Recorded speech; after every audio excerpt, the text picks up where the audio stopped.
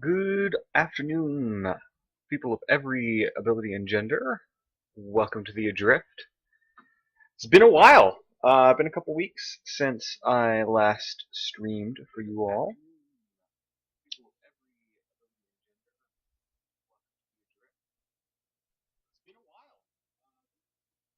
So yeah, we're gonna get back into things here, hopefully. So let's hit it.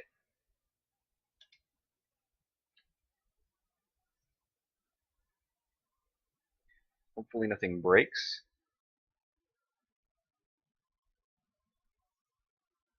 Da, da, da, da. There we go. This should be nice and good.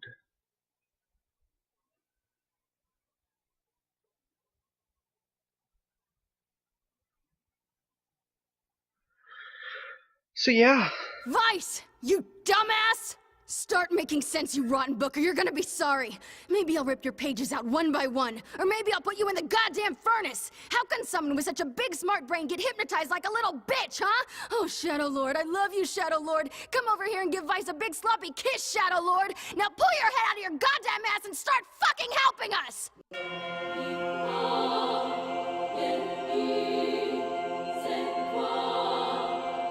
Howdy, howdy, Arcade Royal. Well, welcome back.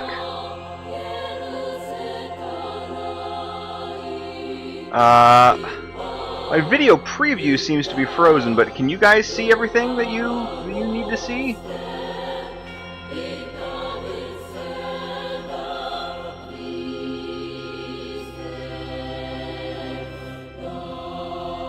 And welcome to the stream, Grimel. Do let me know if you guys can see everything fine.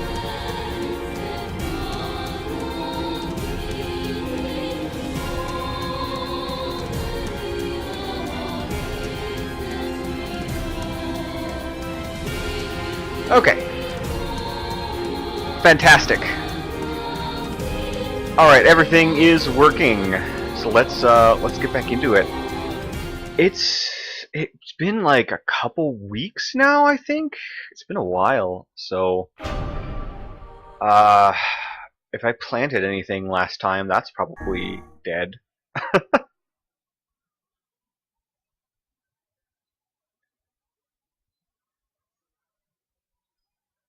Okay.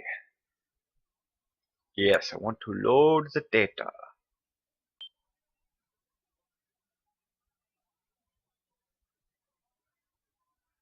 Load all the data.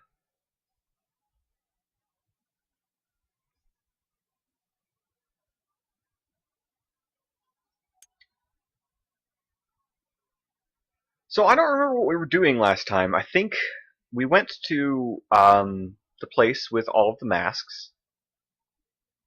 And oh, I wish I could meet that Kaine lady Dad's always talking about. I bet she's nice and says nice things.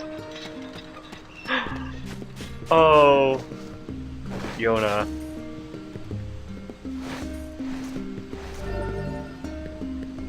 Oh, right, the Forest of Myth. That's where we're heading. Let's see if there were any quests I had left. Right. We need to go back to Facade to the weapon shop. First, we'll do that. And we'll purchase a pumpkin. At some point. So we'll take care of that first.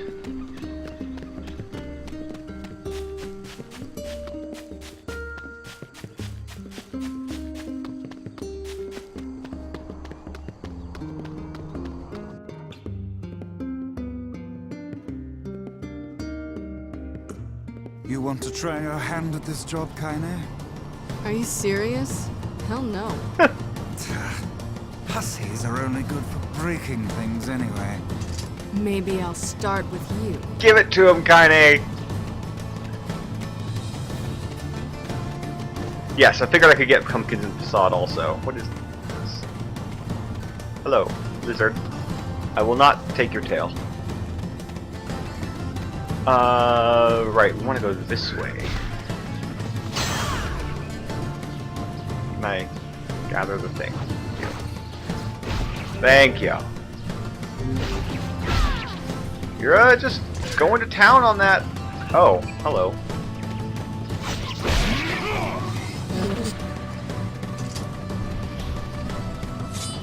Cool. Alright, let's head this way.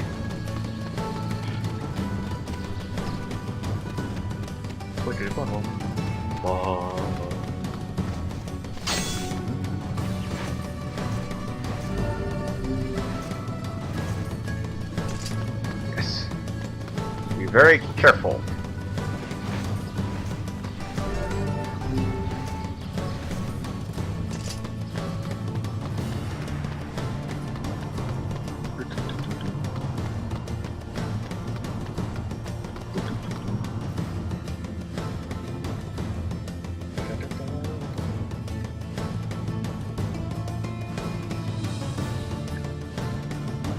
I'm a little disappointed that we don't have a boar friend on this route, but that's okay.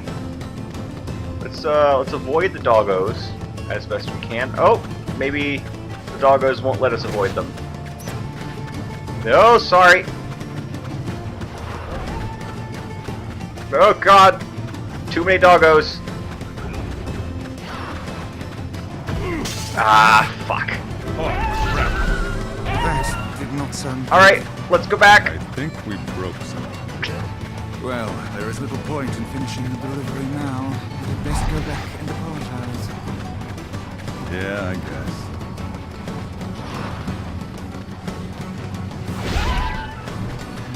You love when modders sort of forget to tell you where they want you to put things? Oh, yeah, that's always good. Here, have this thing that depends entirely on, like, putting things into the correct directory and replacing the correct assets with other assets. But we're not going to tell you where. It's always a good time. Always a good time.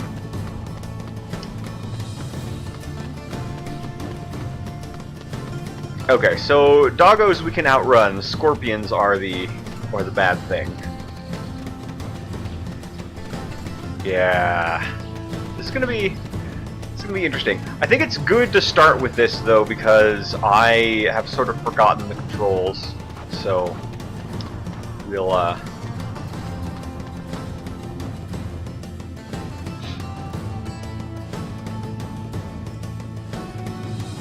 Aww.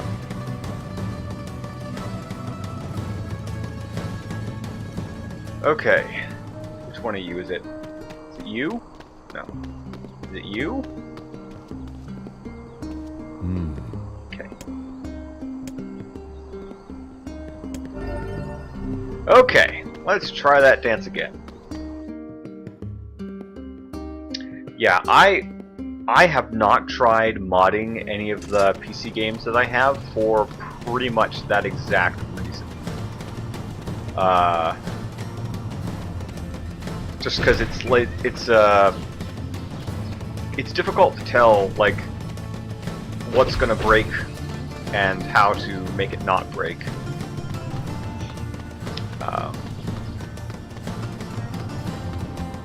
Oh, you're modding Stardew. Okay, cool.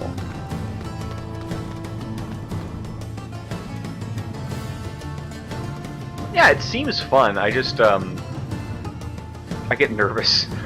I don't even like installing new software on my computer because I'm afraid I'll break it. It takes me a long time to sort of talk myself down from that. All right, we're just gonna run straight through and hope that the dogs leave us well enough alone. Oh God.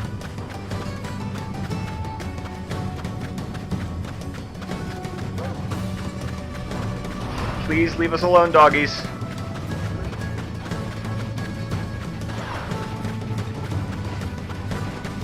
We have no quarrel with you.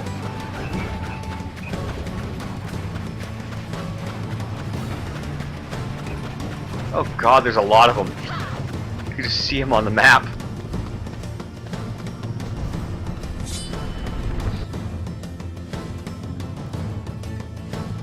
You started modding with New Vegas? Yeah, I mean, I figure you're probably right. Like you started with something like that, you can probably handle most other mods out there. Okay, I'm gonna save.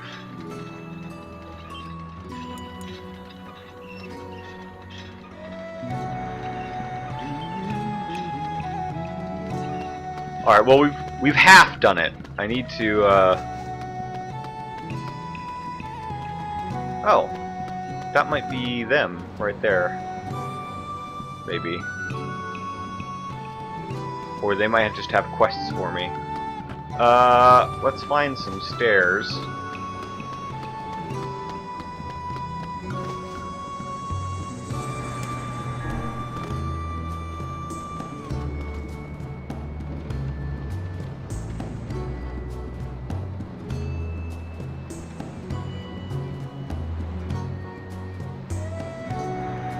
You definitely broke it a few times.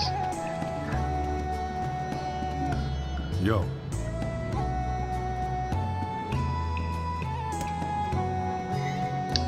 That's a thank you gift from the traveler that visited earlier. What a beautiful glassware. Thank you so much for bringing it all the way here. Okay, fantastic. Okay, we need to get this guy's idiot son back here.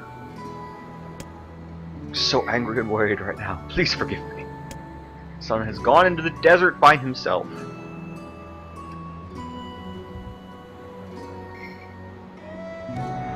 He's trying to build a name for himself to become the true man of the mask, or what you outsiders call a soldier.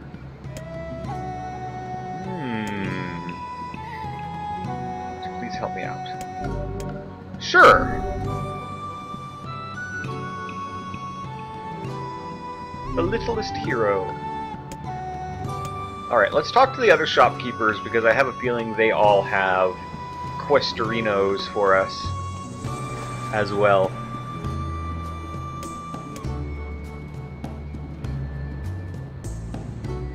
Making glitch art has taught you to be overly cautious with backing things up. That, yeah, especially when you do stuff like, let's take this photo and put it into WordPress and just make some changes. NieR. You're bringing in trading of food. Pumpkin. Yes.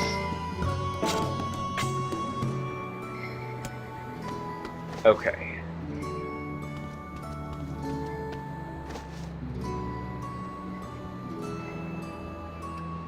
Right.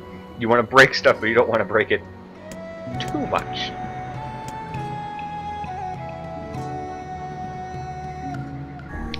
I think I mean Word Notepad. I said WordPress, didn't I? There's Notepad, there's WordPad, and then WordPress is a completely different thing. And I just... yeah.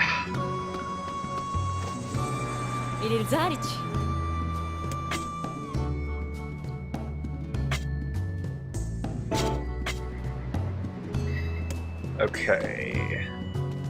Where do we want to go? Strange things store. I could have sworn that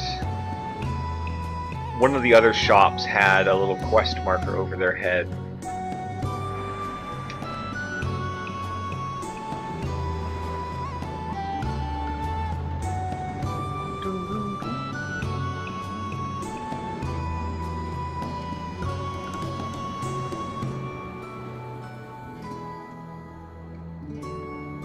Yeah, Notepad lets you, like, look at the hexadecimal values and stuff. Do a poor schlub a favor. Cheating on your wife and she found out. She kicked me out of the house.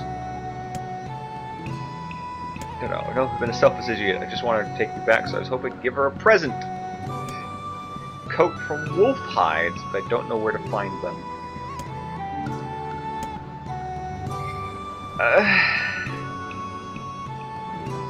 I don't really wanna kill doggies and take their hides.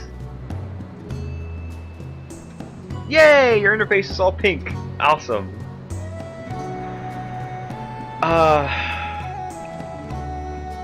Oh god. Like, the person in me who, like, plays a lot of JRPGs is just like, accept the quest, do the thing, get some stuff for it. But I'm also like, I don't really like the sounds they make when I hit them. I don't like it. What do you think, chat? Should we take the quest and just power through it, or leave it?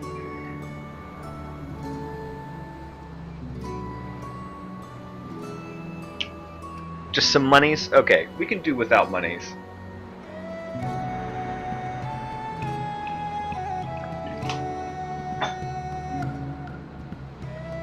I think we can do without monies.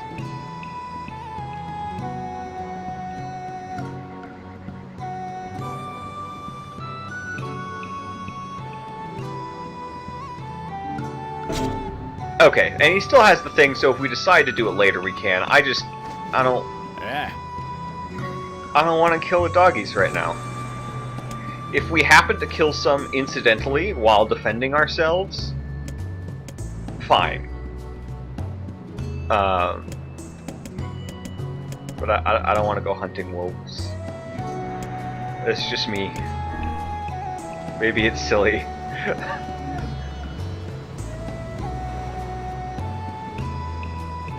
Yeah, exactly. I might end up with enough wolf pelts other ways. So we'll go take care of this quest to find the boy. Yeah. Yeah, I just don't want to like go hunting for them. Like, as a goal.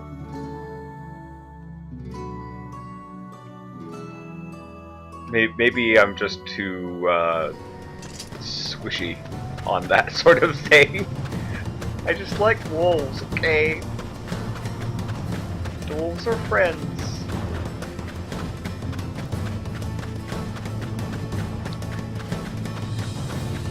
Oh, hello.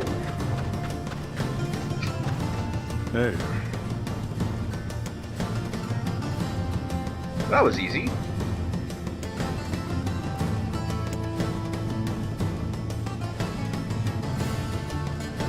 It's not happening.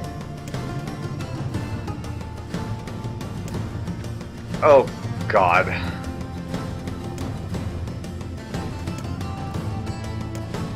It is my experience that youth is simply a synonym for stupidity. He just wants to protect his city. I think it's great. Oh, yeah. Oh, God. What? Weren't you the guardian of your village, Kaine? Yeah, but look, all I'm saying is, don't talk to me. Is your mouth too full of... All I'm saying is, don't talk to me. Okay, you take care of him, Kaine. Also, I'm not sure what we're supposed to do, because, like, he went this way. And...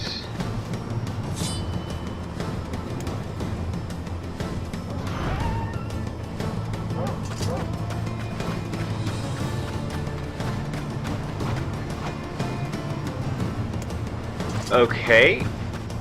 Let's go check out the wolves' den. Where the heck is the wolves' den? Am I going the wrong way? I'm going the wrong way.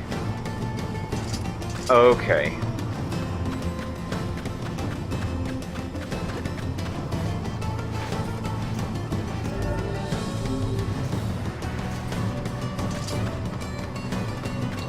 Well, looks like we're gonna have to fight some wolves anyway.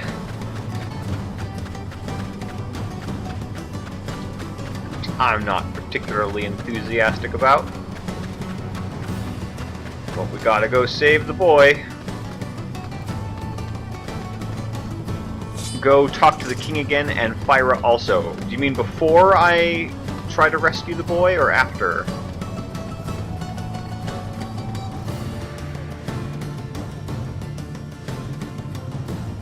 One of them gives us an item that lets us get through the sandstorm. Okay.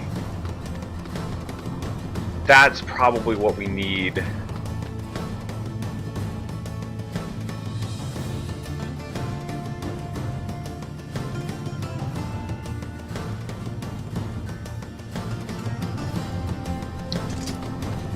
Okay.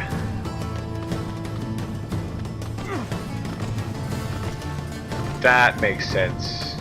That's a very Zelda sort of turn. Oop.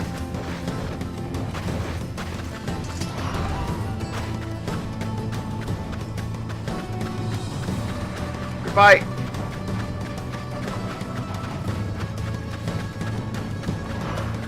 Man, Elijah, like, runs real fast. Like, if he's out here outrunning wolves and shit, it's like a track star.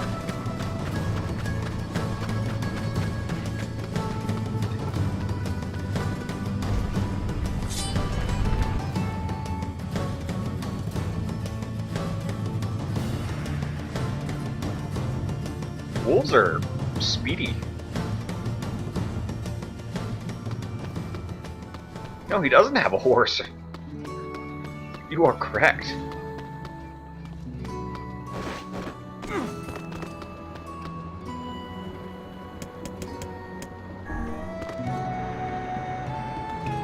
Yeah. He just runs all over the damn place. Whee! This week on Tales of Ba Sing Se.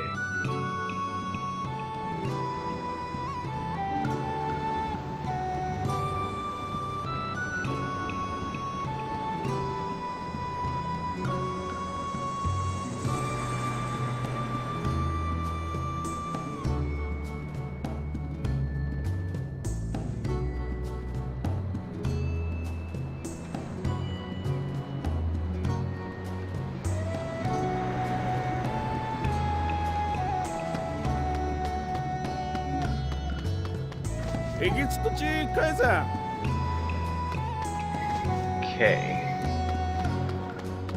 This guy?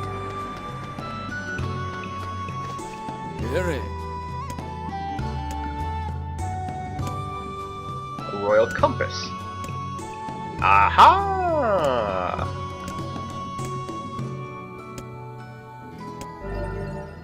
Fantastic.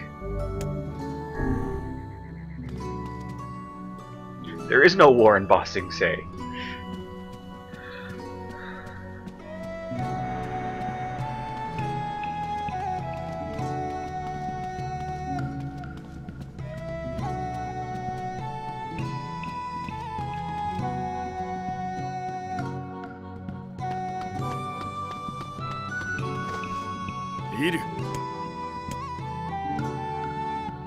The sand spout well.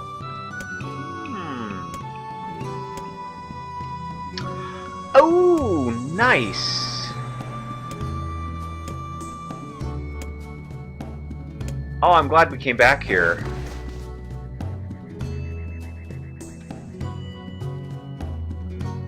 I like how he's like the only one that doesn't wear a mask all the time.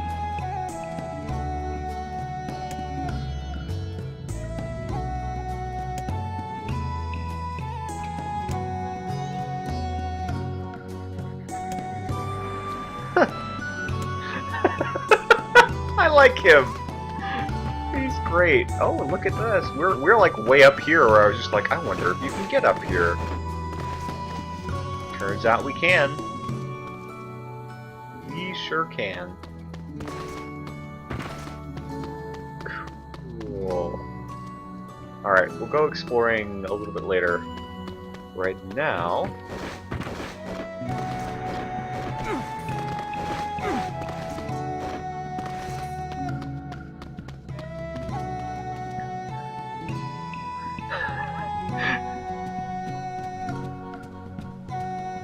Okay, I guess that's all there is to see up here.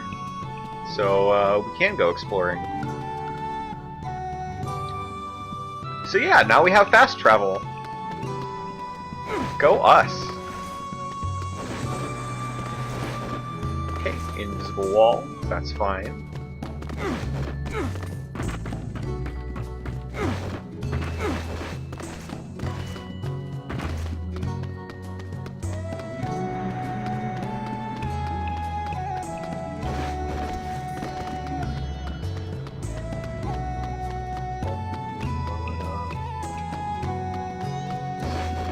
Fear is in front of the palace? Well, shit. Alright,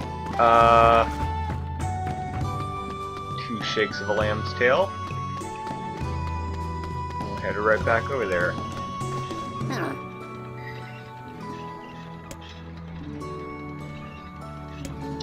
Okay, so there's a large wolf that acts as pack leader. Very well. Okay, so let's go back to the front of the palace and try to talk to Vera.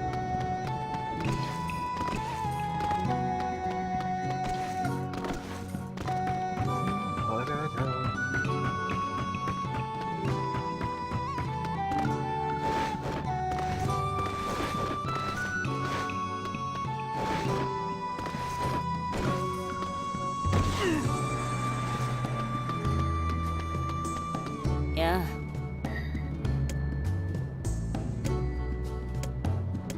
Okay. No, I don't see her.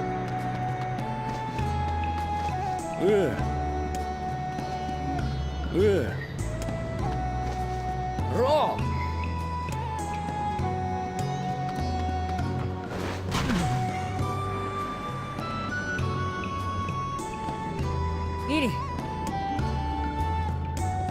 We're strengthening community solidarity. We must interact with others on a regular basis.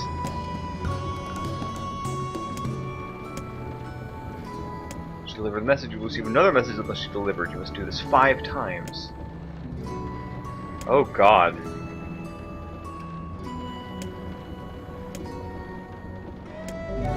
Sure! Let's do it! Left side of the exit. The message is, the masked people respect their rules. This is one strange game. This is one strange city. You got me there. Ah, speaking of which, What? I trust you have not forgotten the message. No. Okay. Here we go.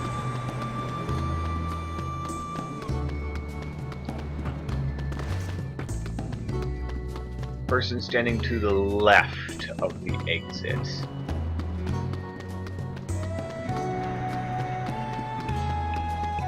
It's this guy. Hey.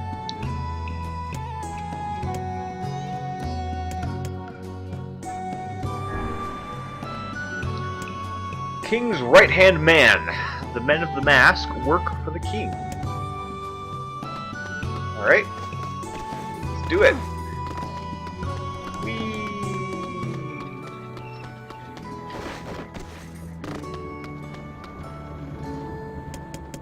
Not what I wanted. Picked the wrong thing.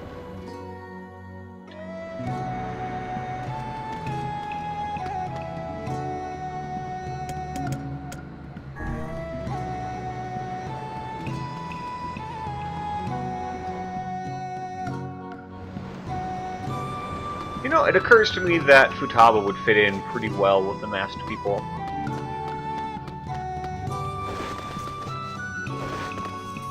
Okay. Not that guy. But he also has a quest for us. We'll talk to him after we do this.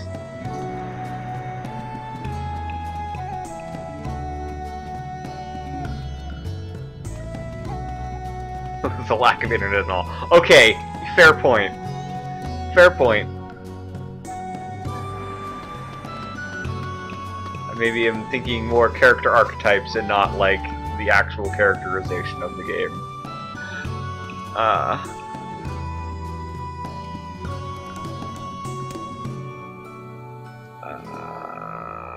Okay. You are the king's right-hand man, right? Did I fuck up? I think I fucked up.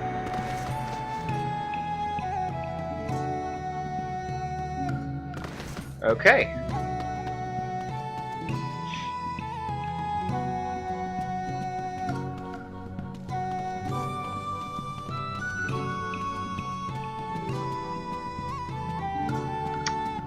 Literally the right-hand man.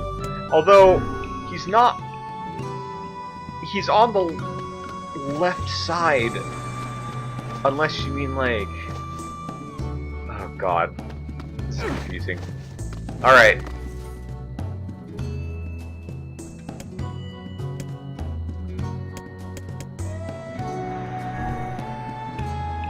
Next message.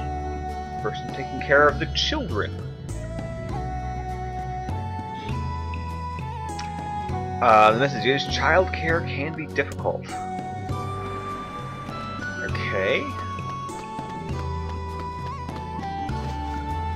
Person taking care of the children. Where was that?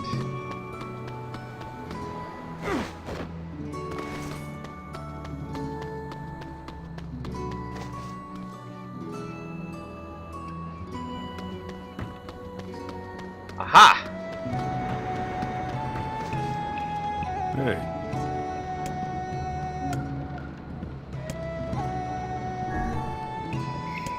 Southeastern Guardian. Only nobility may enter the treasury.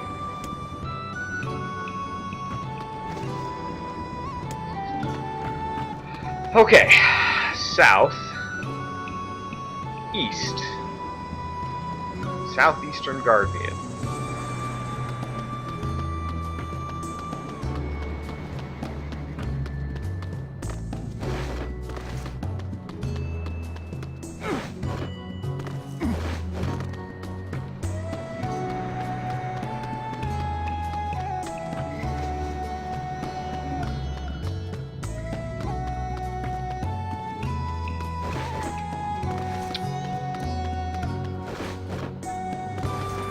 Guardian.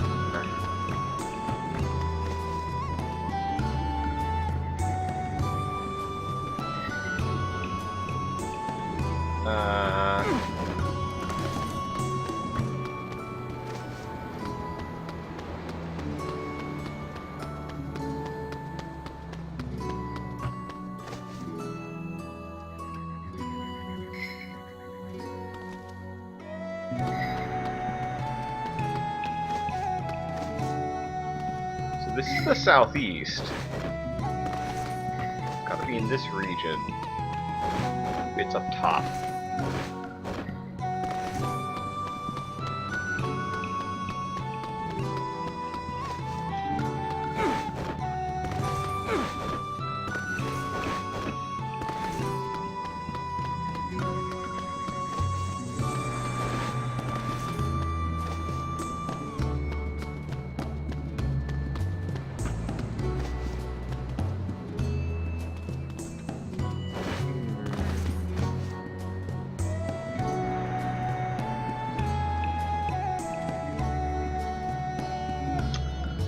Okay, so I'm facing north. So I want to go south and east.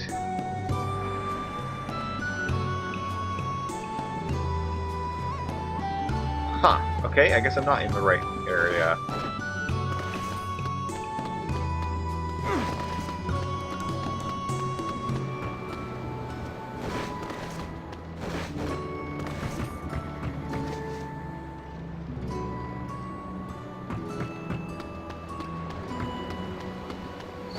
Somewhere in here.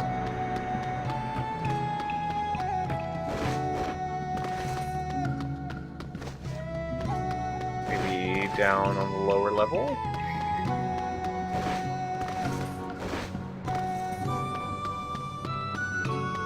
Aha! Hey,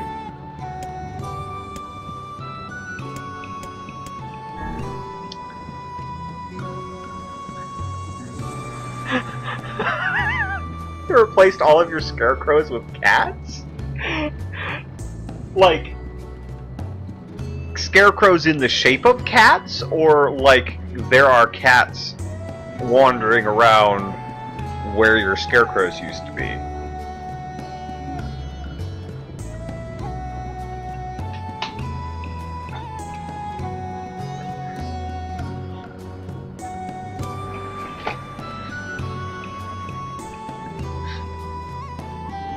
That's pretty great. The recipient is the long-winded person. The message is quicksand. Long-winded person. There's a long-winded person.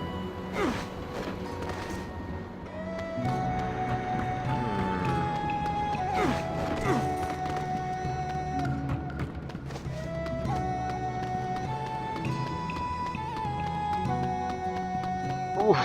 Apologies for just kind of brute forcing this.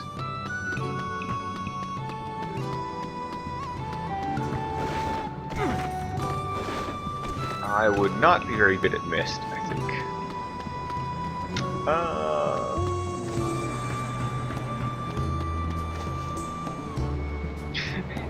Yes, you approve of this mod. Okay, this person. hey. I am the fifth and final recipient! How fabulously you have made it this far! Why, I'm astounded! Now state your message! Correct! Amazing, my friend! It is true that the quicksand shares a deep, intense relation with the message you have just given me. Why, once I remember when I was on vacation and got caught in quicksand.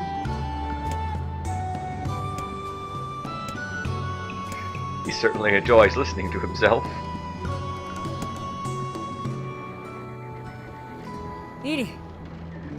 You have passed your messages to 5 people. Now those of our city know a great deal more about you. Here is your reward for completing the task.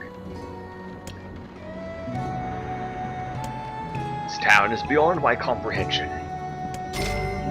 Woo! That's a lot of monies. We still haven't found Fira anywhere.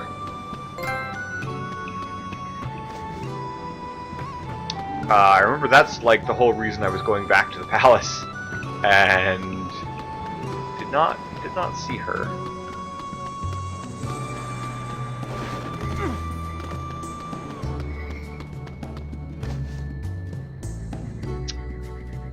You're not her. No. Yeah.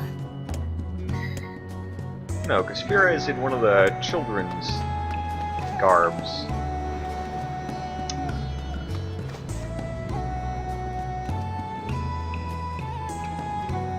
I don't know where she might be.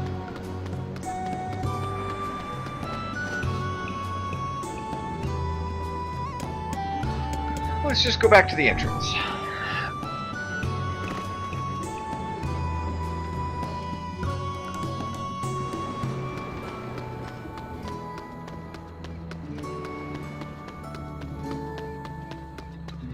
Maybe Fira's out here somewhere.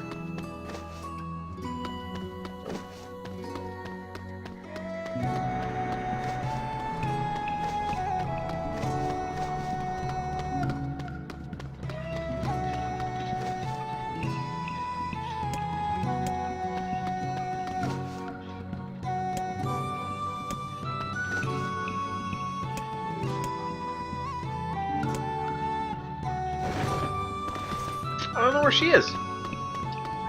Oh well. We'll locate her later. For now, let's go rescue the boy in the sand.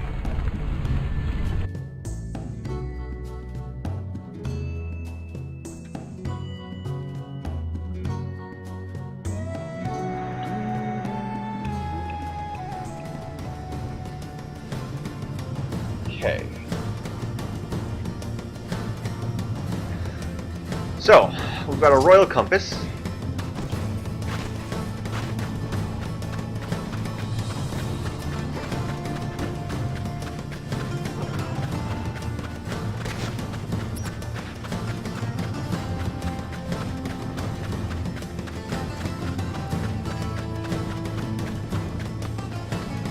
Yeah.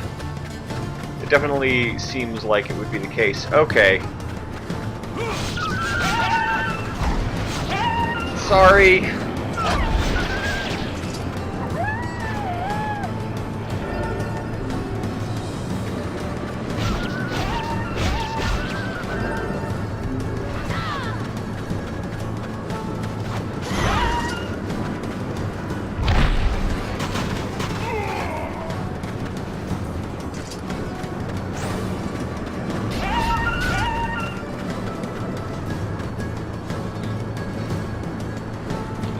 No, it wasn't Fira that gave it to me. It was one of the guards by the palace entrance.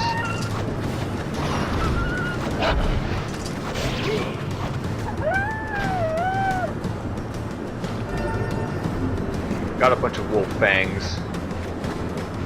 That's probably what we need for that other quest. Just let Kaine take care of them mostly.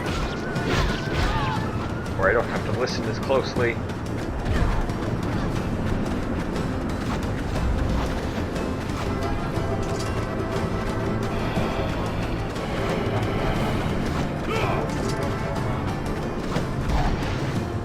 Ah!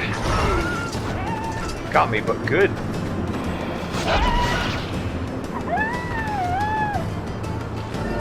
Okay. Let's see if we can attempt to find the den in all of this mess.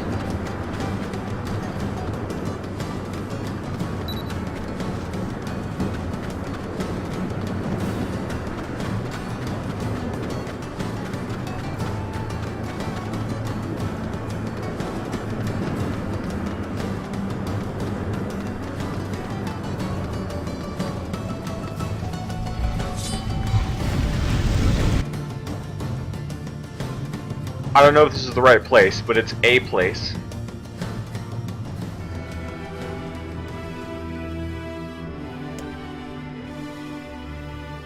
Oh boy!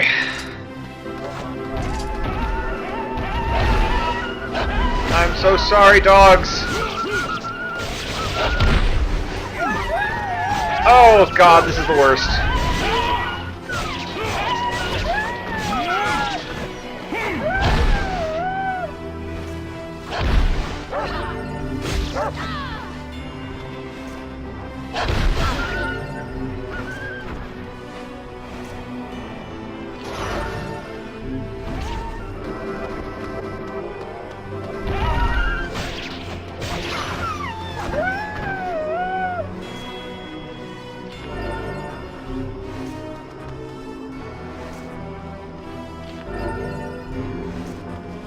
Right? Ah, there's one left.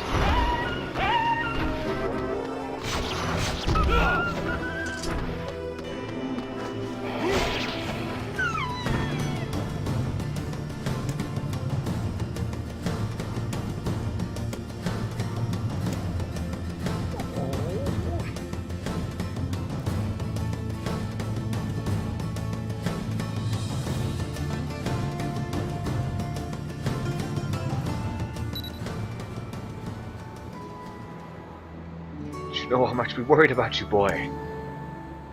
Our son is a boy no longer. Though we urged him against it, he vanquished an entire den of wolves nearly by his lonesome.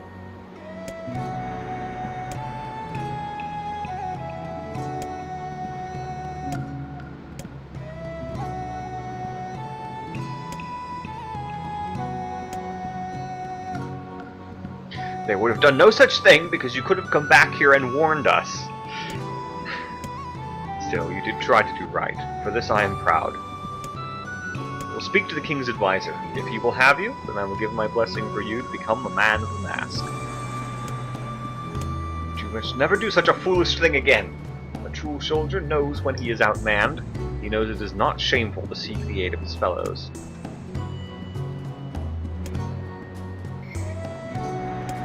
Hooray!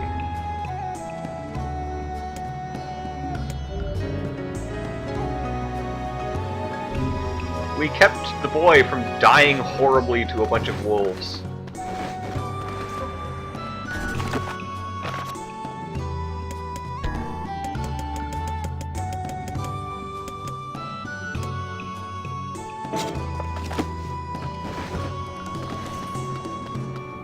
We have 2 wolf hide, and I'm guessing this man needs more than that.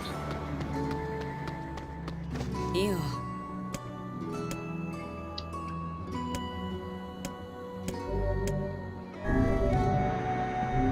If something comes up, I'll be sure to let you know.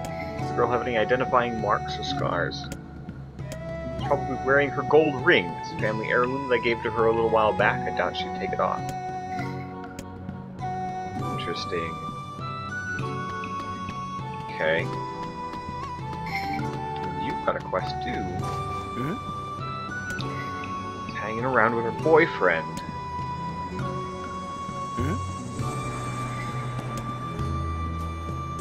Who's her boyfriend?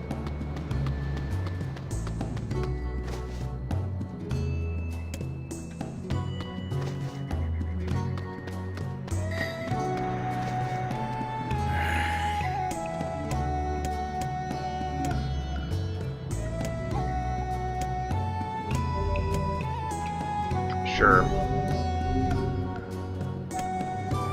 10! Ha ha ha!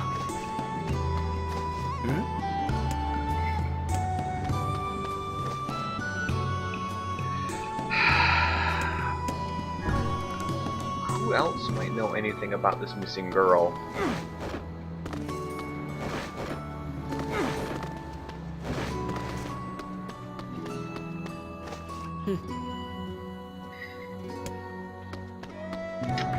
You look like you might have some information. Lowest level of our city just yesterday. Okay. We can do that. We can head to the lowest level. I know roughly where that is.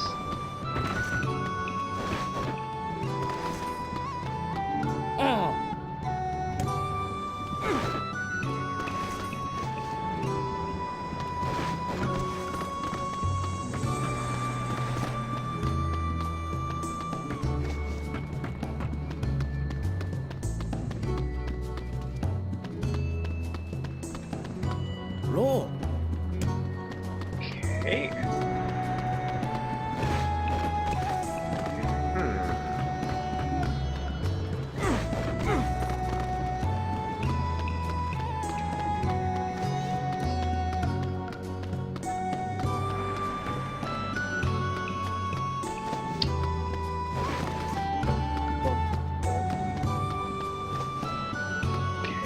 Must be on the other side then.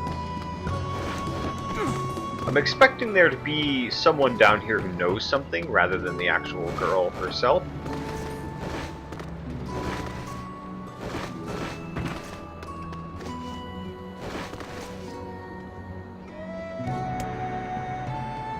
Aww.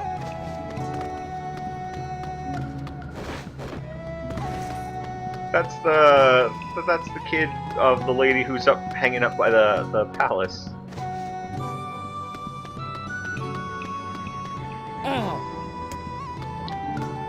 Okay. Well, I guess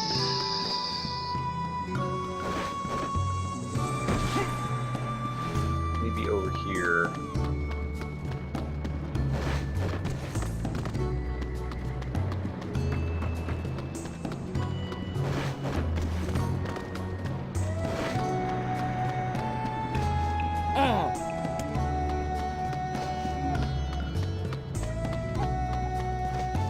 Uh-oh.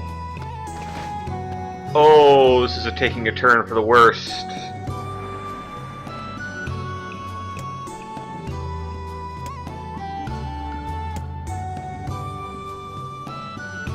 Oh, no. Okay.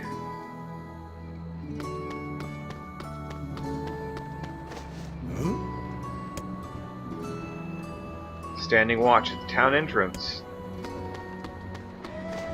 Okay. Sure. There's, yeah, this is fine. This is...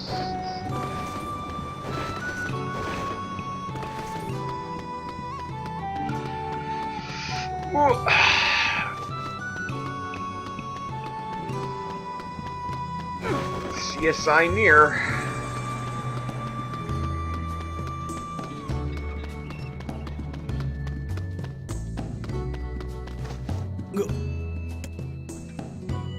Your girlfriend is missing. Don't suppose you know anything about that, do you? You were the last one to see her before she vanished, right? I don't know what you're talking about. You're her lover, right? Aren't you worried about her? Yes, of course I am. What business is it of yours, outsider? Foul creature. We found bloodstains in the very area where the two of you were last seen. You can hide nothing from Grimoire Vice. Confess, O guilty one. Confess and unburden your soul. Confess, lest others who are not as forgiving as I discover your terrible secret. No, it was an accident. God. She fell and hit her head on the wall. What you did is a crime, and the family won't appreciate you trying to cover it up.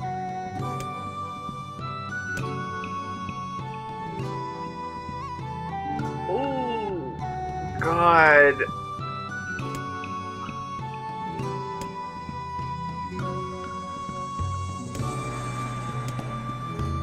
Alright, let's check the sand spout.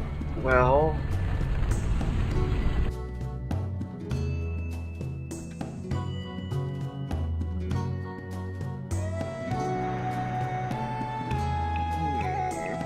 Does he really think she'll forgive him if he just gives her a fur?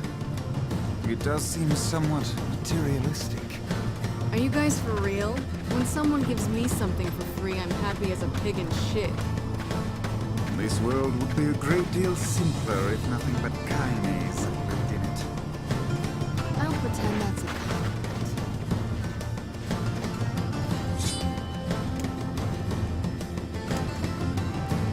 Oh. Don't see a body.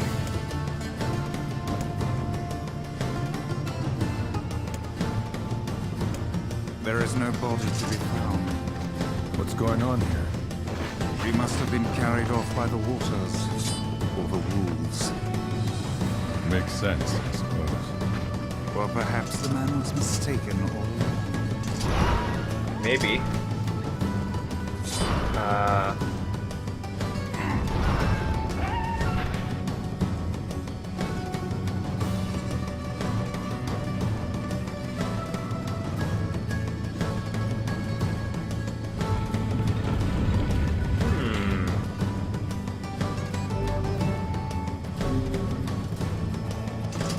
Oh, I see. Okay. That makes more sense now. Are you good, Kaine? You just kicking him. All right.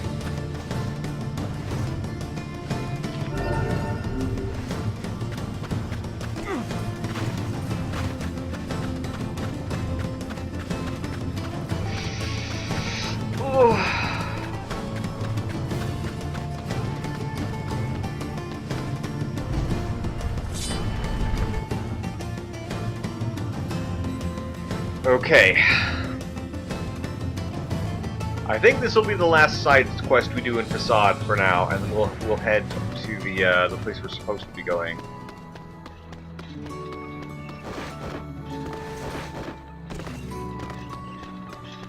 Kaiser, やりすだって置いてきた。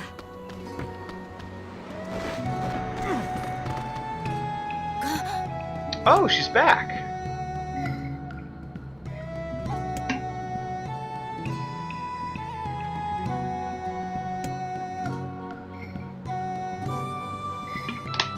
Oh, she's a soldier too! That's cool.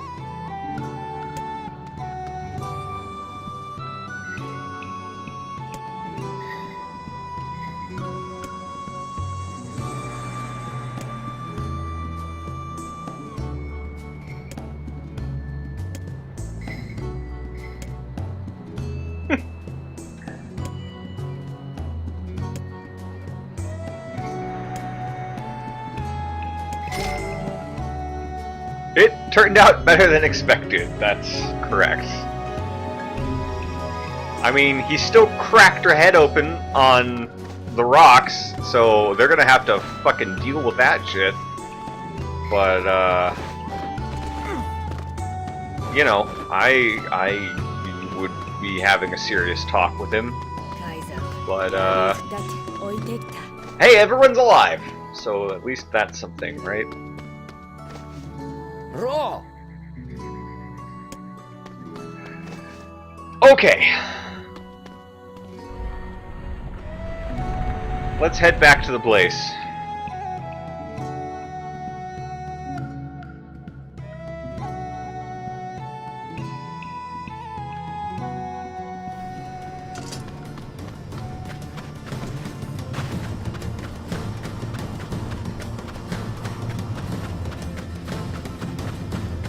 Oh.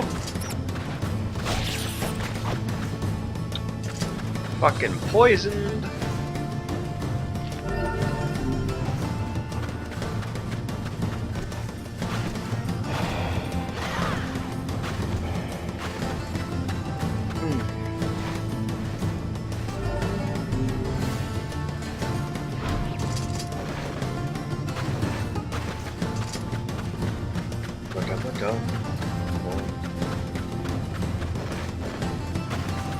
Okay, here's a well.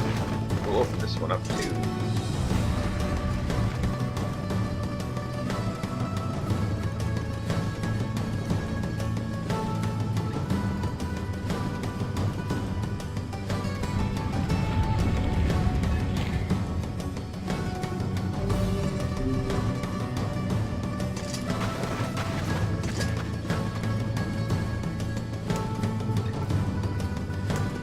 There's nothing here. We shall be buried in sand if we remain here any longer. What the heck? Also, that dog is stuck. Okay.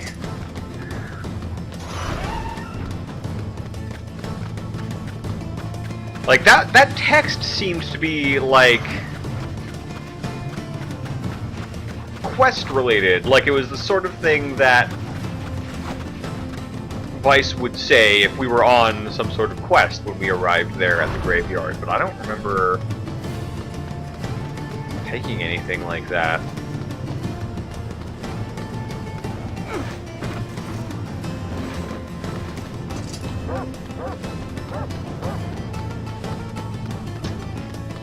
Very strange.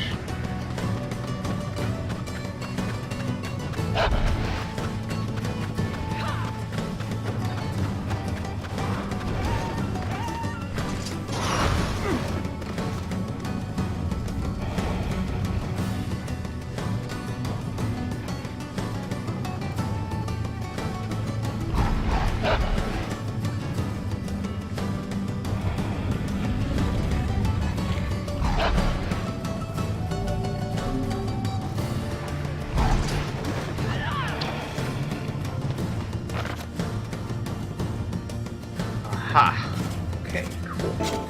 These are pretty close to get... Okay. Alright. Now it's self-defense.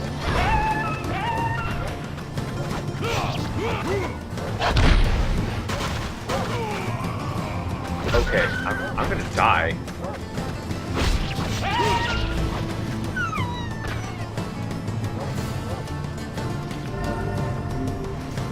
Let's get out of here.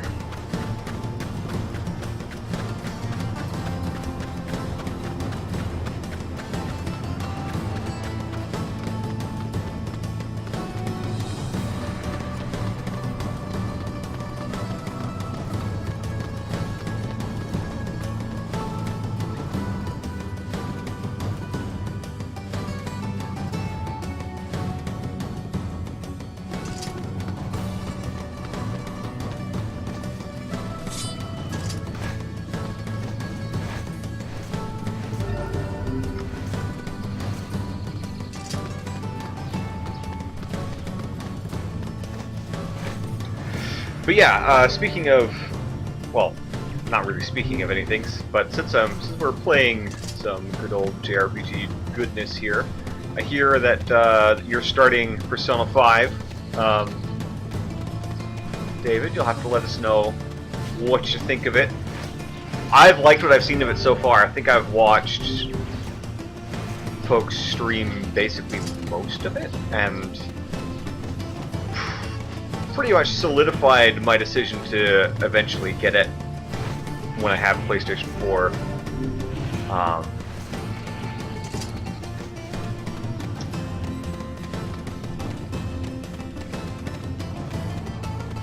But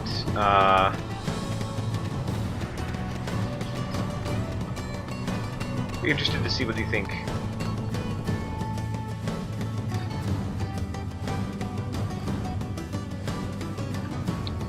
For sure.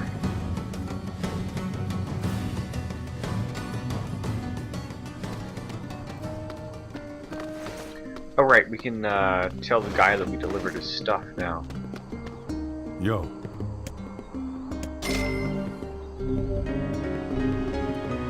Awesome.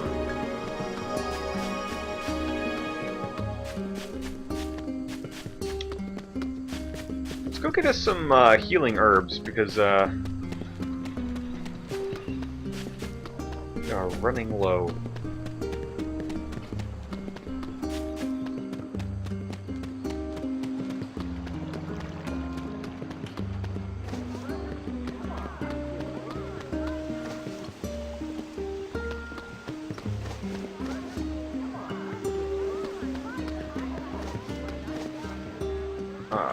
Who's gonna happen?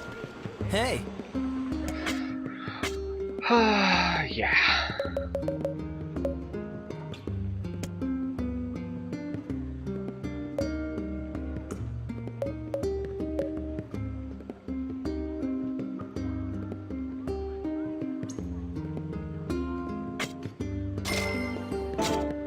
Sell some stuff.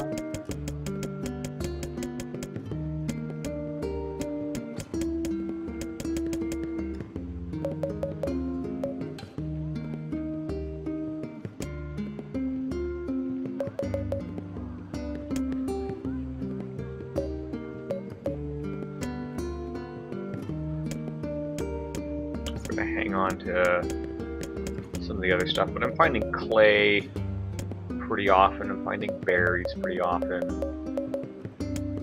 Tree branches pretty often.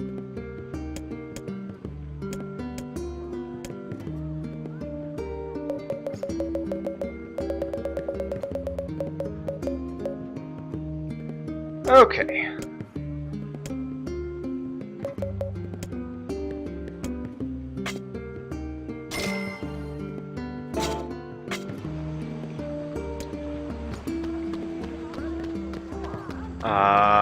We need to head in the other direction here. And, talk to Yona, give her her pumpkin that she asked for.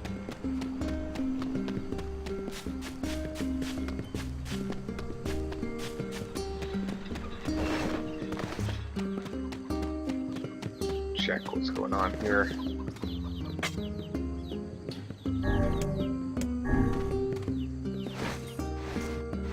Yeah, ill-fated watermelon I didn't end up needing at all. I like that it lets you garden, but it doesn't force you to garden. It's nice. Yo.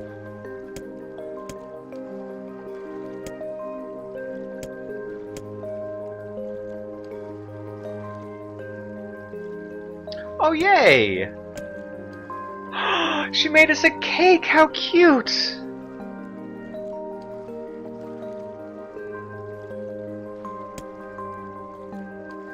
Aww!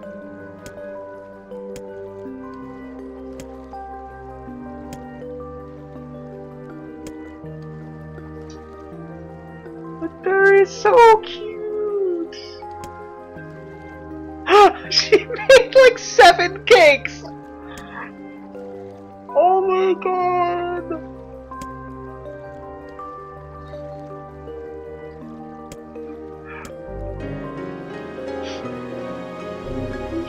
made us so many cakes. Of course I'm going to help you study. She made us a cake out of watermelon and pumpkin.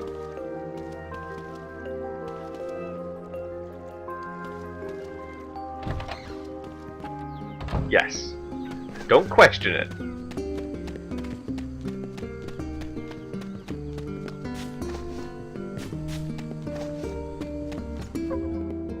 We have the intestinal fortitude of a god. Okay. I'm gonna pop by and see Popola. That poor girl. And then we're gonna head over to the mythical place of mythiness.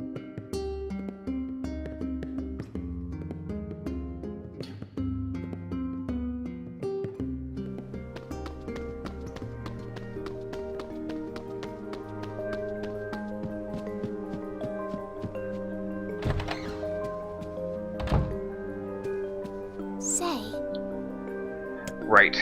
Okay, Northern Plains, small wooden bridge.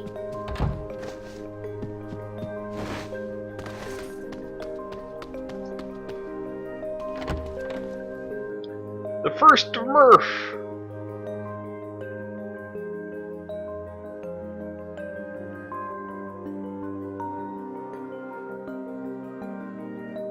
There's nothing worse than the sad tree. It's true.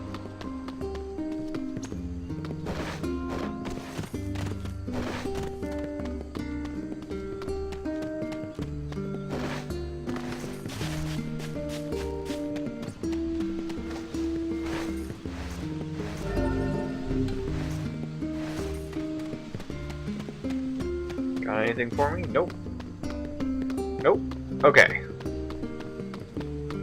Northward.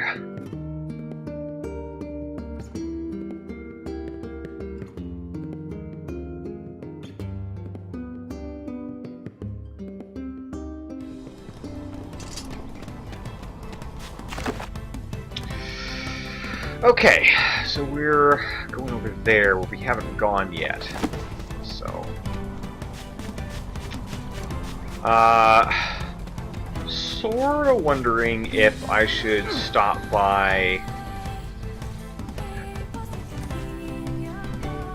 what's his name? And, buff my weapons, but I think we're okay.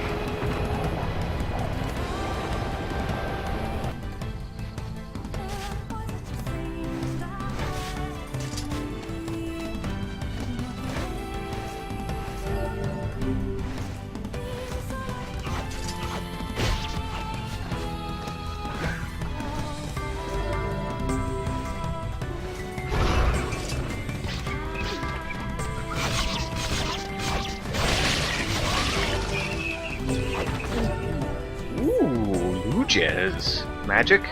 Cost -6. Oh yeah, that we like that. Okay.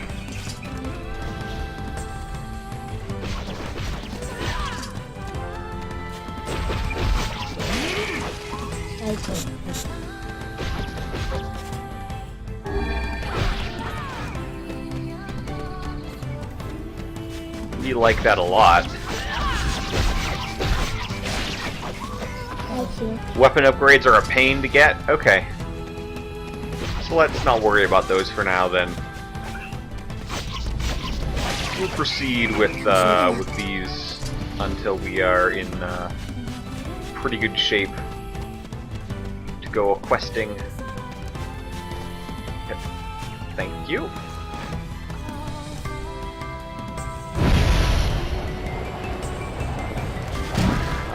Right, we do drifting! Or drifting.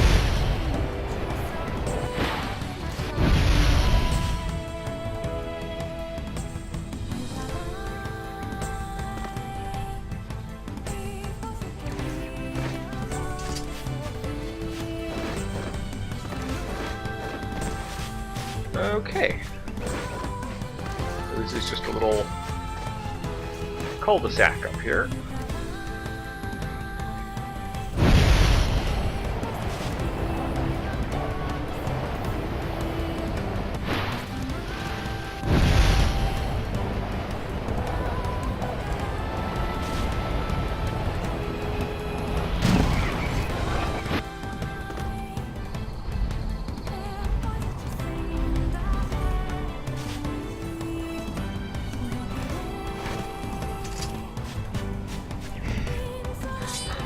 Oh, that guy is just covered in blood.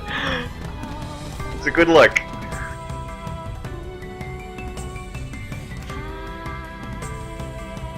Okay, so the weapon upgrades are something we're gonna have to like deliberately grind for when we decide to get them. Oh, pretty.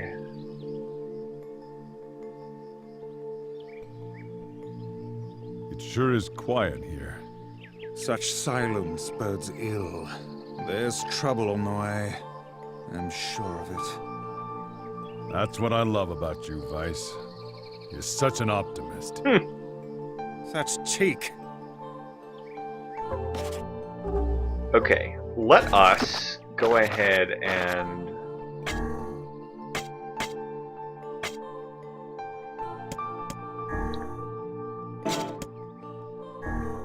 so Dark Blast is our pew pew pew.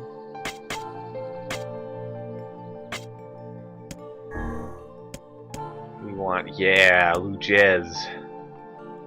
Magic cost way down.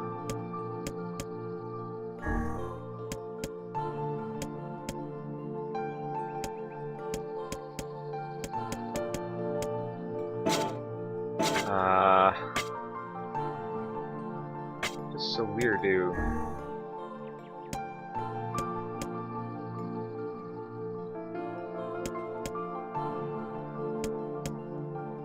Yeah, I think we'll do,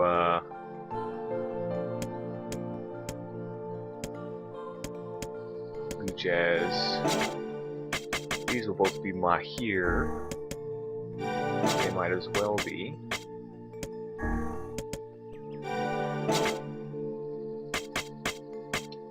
Dark Wall. What does Dark Wall do again?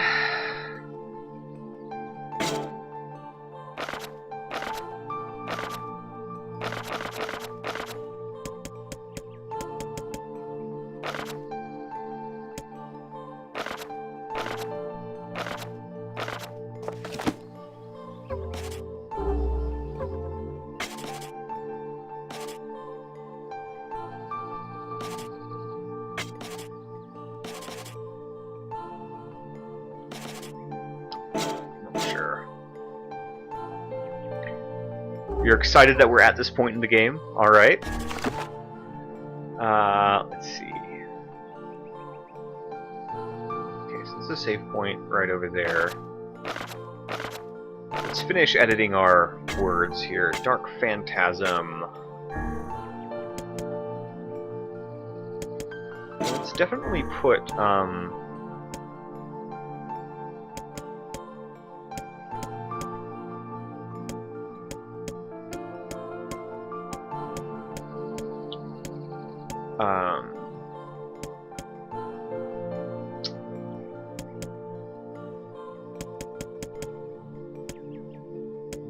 yeah, Lujez.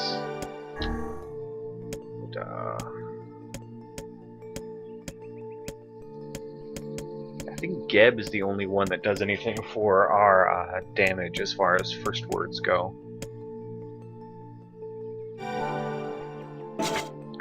So all of our spells may as well be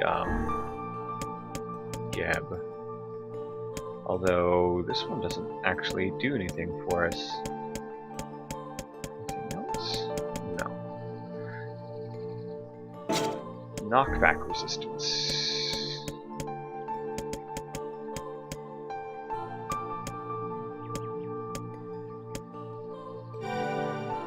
Okay. This is one of the areas that made you say loudly, "What the fuck?" out loud. Well, that's sure is exciting.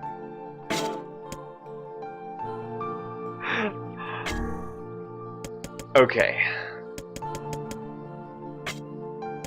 That might as well be Mahir. And might as well be Vara. Pa is attack power. Okay.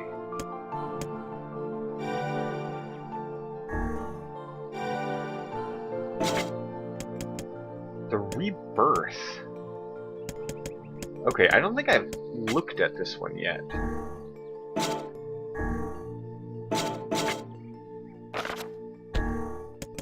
Rebirth is new. Details. That sure is a thing. A unique sword with a round blade. Legend holds that it robs the wielder of his life force.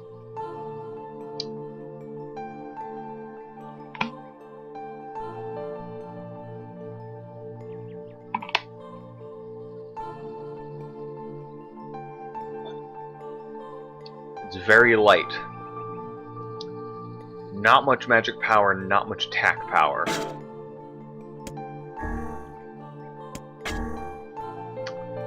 Very heavy. Not as much attack power as we have right now, not as much magic power as we have right now. Eastbane.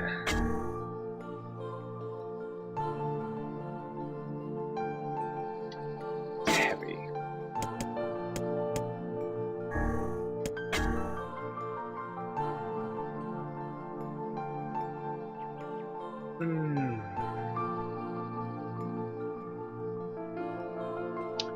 Yeah, I think...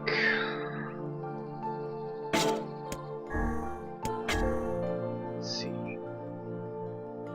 We might want to... At some point in the near future, we might want to try forging our Lily Leaf sword.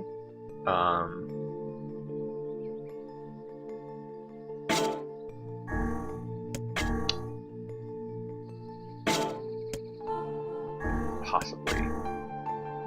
Because I want a light weapon that does decent damage. This one just doesn't do anything for us right now. Except possibly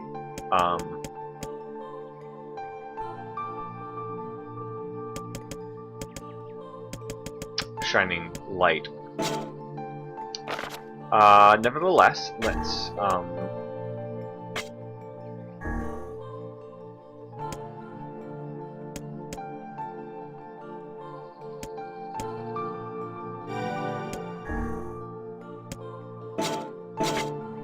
we've basically got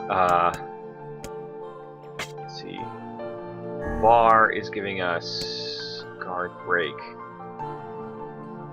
That's probably okay.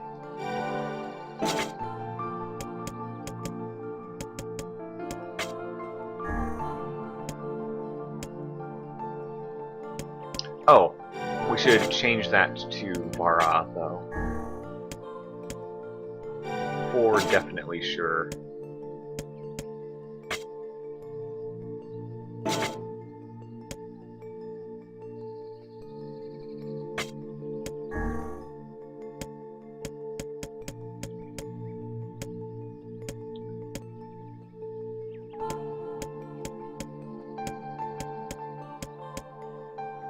Maybe make this a poison blade. I don't know.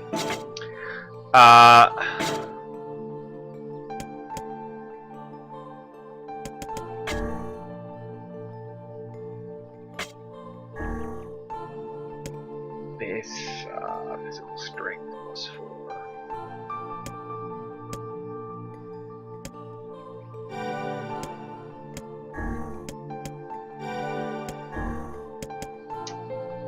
And let's go defense plus 4. P recovery rate. Okay.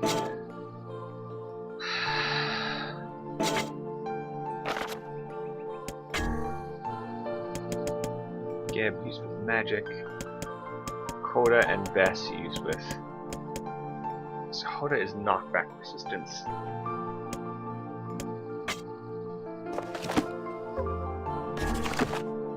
Let's go ahead and...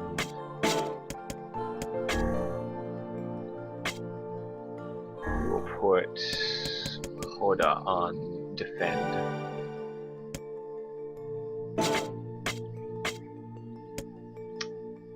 And... yeah, sure. That seems fine. That seems fine.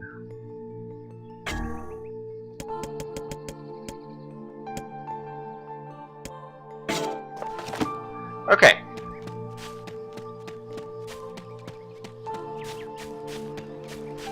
We'll save.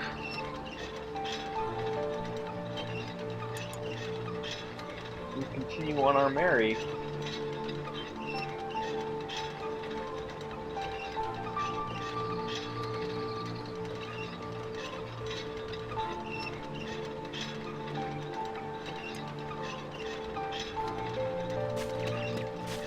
Oh, hello.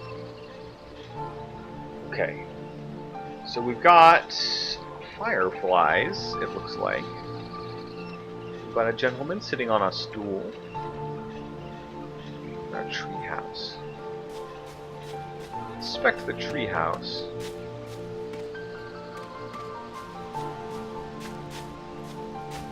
By treehouse, I mean literal house inside a tree. Okay, so this is going to be like a fairy place, I think, which is only proper. Let's speak to him before we,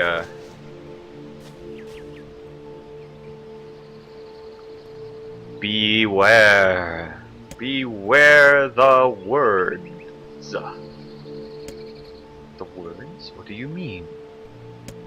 Contagious words.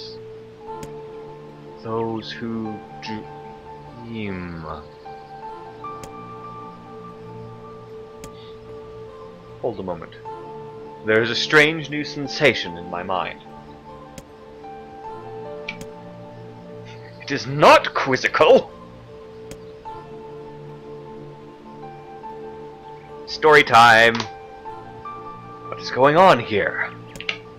The villager's body shuddered as he slowly opened his eyes. Perhaps we should start by asking this man. Who are you?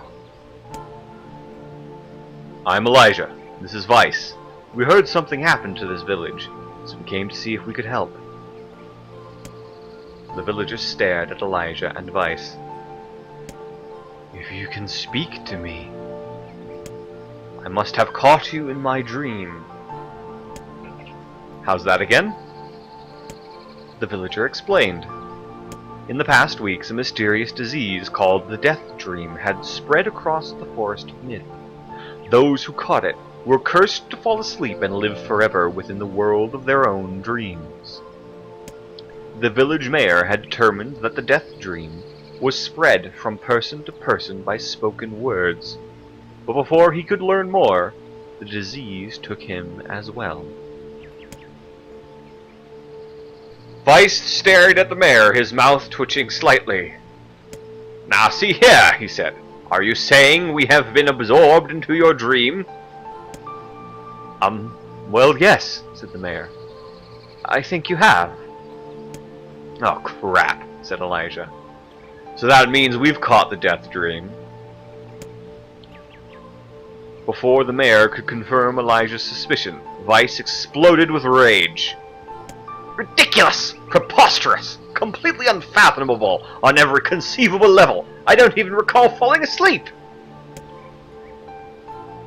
The mayor attempted to take Vice's complaints in stride. That's just how the Death Dream works, he said, brushing aside the book's remarks. My remarks shall not be brushed aside, fool! And it would behoove you to remember that this world allows me to view all of its narration. I love this! You guys, this is so great! The mayor twisted his mouth into an embarrassed grimace, then quickly changed the subject to who Elijah had seen, and what they had discussed since coming to the village. "Something there must have caused you to enter my dream," said the mayor. "A certain conversation. A specific word. Something." Elijah and Vice racked their brains, but could find no easy solutions. There were simply too many words to consider. Too much random chatter, too many meaningless conversations. We have literally talked to no one before we talked to this guy. Did I screw up? Was I supposed to, like, go and talk to other people here? Grimoire Vice does not engage in meaningless conversations. The mere suggestion that Vice chose his words carelessly seemed to sting his pride. "It does not seem to sting my pride, you bloated gas bag of a narrator. It has demolished it entirely." Irritated, Vice looked skyward, as if searching for answers in the heavens. "I was doing no such thing! Just leave me alone already!" The anger created by his harsh words bled over to Elijah like a contagion. "Wait," said Elijah suddenly. "Did someone just say contagion?" "Yes, I believe so. What of it?" "Well, that villager told us to watch out for contagious words, right?" The mayor leaned forward with renewed interest, pushing a startled Vice aside in the process. "Well, he must have said something, right?" asked the mayor. "Some specific combination of words? What was it?" "It was about dreaming, or something that dreams, or... oh, what the hell was it?" "Sheep?" cried Vice suddenly, blurting out the first thing that popped into his head.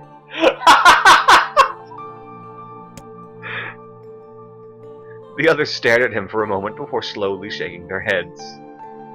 After a few more minutes of thought, Elijah's face suddenly lit up. "I remember," he said. "Those who dream." That's what he said, I'm sure of it.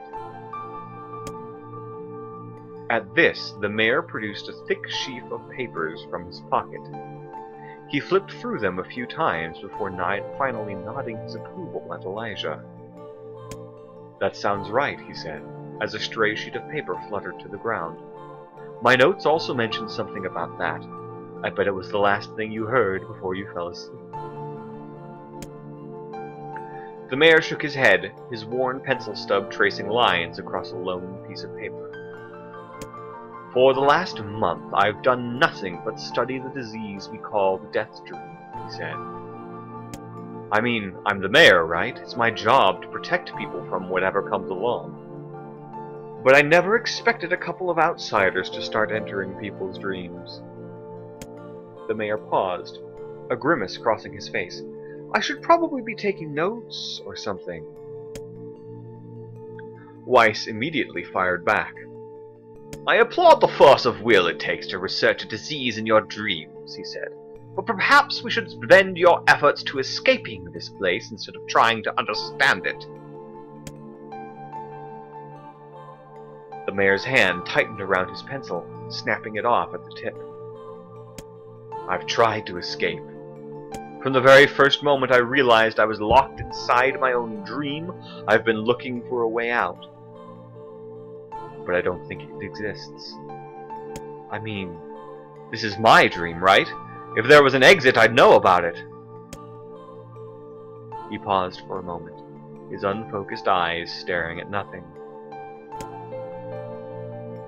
"My village was beautiful," he said to no one in particular. "And it was filled with the most wonderful people you could ever hope to meet. But once this disease took hold, things changed. It's like someone took a sponge and soaked all the color out of our eyes, or out of our lives, rather. I just want us to be whole again. I want us to be free." The mayor's voice took on a note of steely determination. And I won't stop trying until it happens. Elijah nodded in agreement. Huh? Wait a second. I didn't nod. Why are you... Look, if we can be of any help, said Elijah, just ask. Now hold on! I did not just say that! Silence! Cried Weiss. The grimoire looked from Elijah to the mayor and back again, his face filling with confidence. Grimoire Weiss's face is always confident, thank you very much. Now see here, Mayor. You told us that nothing can exist in this dream without your knowing of it. But yet you seemed surprised to see us when we first arrived, yes? The mayor slowly raised his head, realization dawning on his face. Oh my God, he said. You're right! You're right! I had no idea you were coming! The human imagination is a limitless engine, said Weiss, and dreams are the fuel. If you can imagine an exit, then it must be so. With your permission, we shall search it out. Thank you, said the mayor. I don't know how I can repay you. Payment is not required. We are as eager as you to be done with this place. The mayor suddenly felt as if he could breathe again. He had almost forgotten what it was like. Good luck, you two, he called out at the departing forms of Elijah and Weiss. We're all counting on you. As Elijah slowly faded into the misty forest, the mayor was struck by a sense of déjà vu. I saw this man once before, he thought. But where? Elijah's mood darkened as he trudged through the forest. Hours earlier, when the beauty of the place was still a new thing, he'd been confident they could get in, find the exit, and be home in time for dinner. But the deeper they went, the more the forest closed in around him. The mist made it difficult to see more than a foot in any direction, and moss-covered rocks seemed determined to twist his ankle. More than once he'd been forced to steady himself on the rough bark of a tree, and his hands now left small trails of blood on everything he touched. Additionally, Weiss was proving to be a spectacularly poor traveling companion. Unhindered by either terrain or physical effort, he spent most of his time urging Elijah to pick up the pace and grumbling about their slow progress. Finally, after Weiss muttered something about legless turtles being more adept at navigating the environment, Elijah snapped. You know what, Weiss? He cried. Go to hell! We're stopping. I need to rest for a few minutes before I throw up. Elijah leaned back against a tree and tried to stretch the knots from his back. How can this stupid forest be so goddamn big? He muttered to himself. The moment the words tumbled from his mouth, a cacophony of insects sprang to life. As if infuriated by his lack of respect, every imaginable form of buzz, click, and hiss roared out with a volume that rattled his teeth.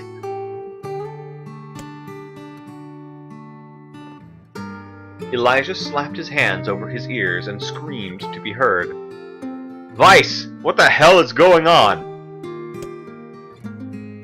Elijah could see Weiss's mouth moving, but he might as well have been shouting in a tornado. The insects screamed. The forest howled. And then, just as Elijah's ears seemed ready to tear from his head and go running for cover, the sound diminished. Hesitantly, Elijah removed the hand from his left ear and listened to the creatures of the woods.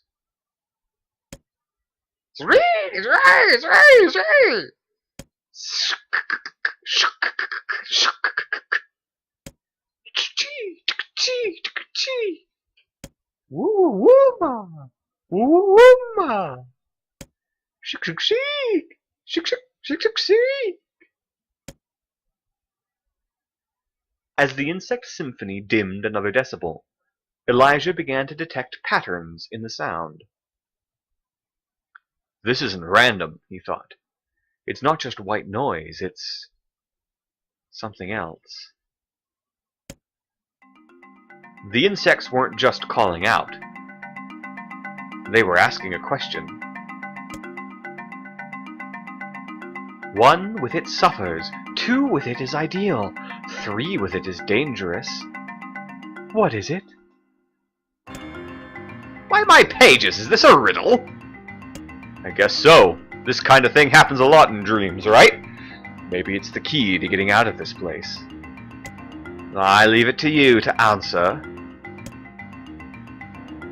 One with it suffers, two with it is ideal, three with it is dangerous. What is it?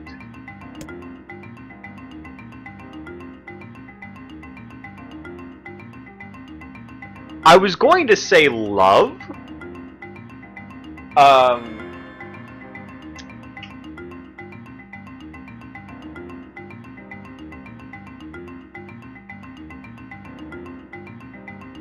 I think the answer is a secret.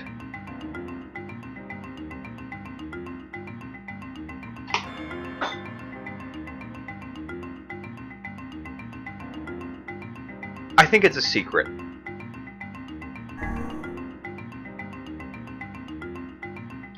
Inwardly furious that Vice had left the task to him, Elijah sighed and gave the only answer that made sense. It's a secret. Right? The sound of the insects stopped as suddenly as it began. The forest undergrowth parted before Elijah like a rippling wave, opening a new path. These forest arthropods are making a road for us, said Vice with glee. Pleased at passing the test, Elijah moved on with new intensity. The path offered his body relief from the undergrowth, but gave even greater cheer to his mind. As long as they were on a path, their journey had a purpose. I guess the forest has accepted us, huh? Said Elijah after a bit. Vice spun around to face his companion.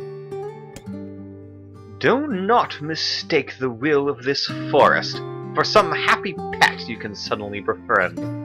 We have no idea where this path leads. As Vice finished speaking, the pair turned a corner and found themselves facing a clear forest spring. Smiling, Elijah picked up a small rock and sent it skipping across the surface of the water. Good heavens, said Vice. His surprise was understandable. Each time the rock struck the surface of the water, a musical note rang out. When the rock finally stopped moving and sank to the bottom of the spring, the ripples it left behind came together to form words. I enter through the window, but I break no glass. When night falls, I vanish. What am I? Absurdly easy, barked Vice. Now answer it. Elijah grit his teeth and tried not to reach out and strangle his companion. He's right, after all. This one is pretty easy. I enter through the window, but I break no glass. When night falls, I vanish. What am I? Sunlight. A bird! A leather! Very small rocks! Churches! It's sunlight. Sunlight! A plume of water suddenly burst from the spring. Sunlight filtered through the trees and reflected off the plume, creating a shimmering rainbow that spanned the entire horizon. In all my years, said Vice softly, I have never seen such a sight. Perhaps I have misunderstood the intentions of this place. Hey, look! Cried Elijah, awaking Vice from his daze. There's a house or something over there. Glancing in the direction of his friend's extended hand, Vice saw a small cottage nestled among the trees. That's weird, isn't it, Weiss? I mean, who would build a house all the way out here? Elijah walked over and pounded on the door. After a minute of solid banging, the door cracked open and a small man peered out.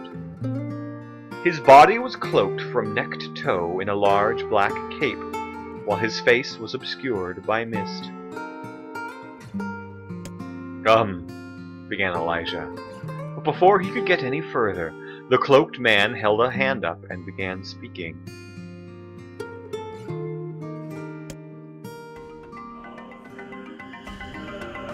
I have 4 legs in the morning and 2 at noon, but I end the night with 3. What am I? Hey, it's the Sphinx's riddle! Elijah tried to ask the cloaked man who he was and what he was doing there, but he simply repeated the question.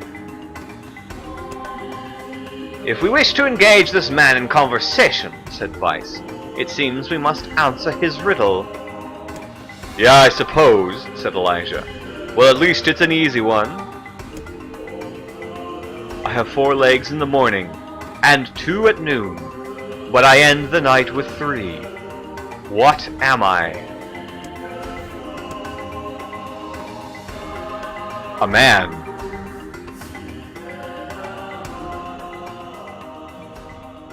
The mist dissolved from the cloaked figure as he spoke a single word. Correct. With that, the man flung his garment aside, revealing his true identity. You're the mayor! Cried Elijah. The small man slowly shook his head. I am not the mayor, you know. Now listen to my words. Long ago, I saw a version of you that was not yourself. You saw... Wait, you saw what? I'm sorry, I don't understand a thing you just said. It will make sense in time. At present, I simply congratulate you on cracking the seal of the death dream. Now, you must go to the man at the forest entrance. With that, the man turned on his heel and slammed the door behind him. As Elijah watched, mist seeped up from the ground and enveloped the cottage, erasing it from existence. When Elijah and Vice returned to the forest entrance, they found the mayor leaning against a tree. As soon as he caught sight of the duo, he sprang to his feet and scrambled over to them. Good gravy, he cried. You made it! You actually made it back! His left hand grasped Elijah's and pumped it so fiercely it threatened to dislodge it from the socket, while his right hand seized Vice by the cover and swung him through the air. Gah! By the heavens, stop shaking me, fool! We have not even told you if we were successful or not! The mayor smiled broadly and shook his head. I'm just happy you're alive. I didn't think I'd ever see you again. Elijah withdrew himself from the mayor's eager handshake with a slight smile. We broke the Death Dream's seal, he said. At least I think we did. The mayor's face beamed as Elijah filled him in on the details. When the tale was done, the 3 of them laid down on the forest ground and fell asleep.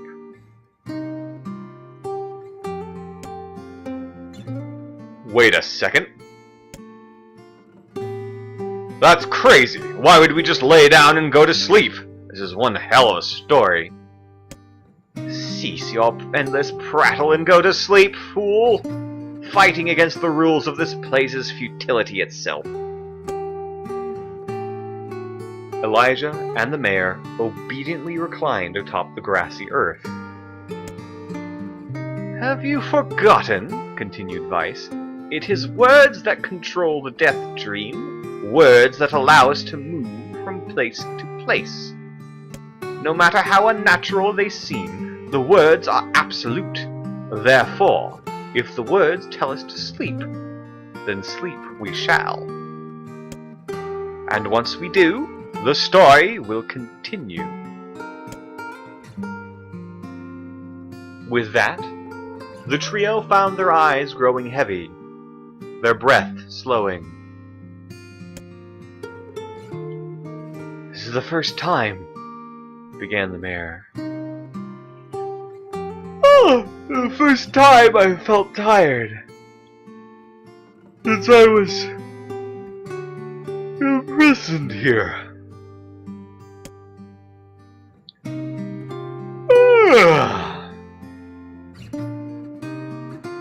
His words were cut off by a loud, long yawn, and he remembered nothing more. They might have slept for an hour, or a year. When they awoke, things had a slightly more real quality to them. The mist felt thicker, the leaves greener. It was clear that they had awakened from their dream. Elijah shook the mayor's shoulder gently. Good news, he said. We made it. Oh, wow, said the mayor in an awed voice. We did. I'm back.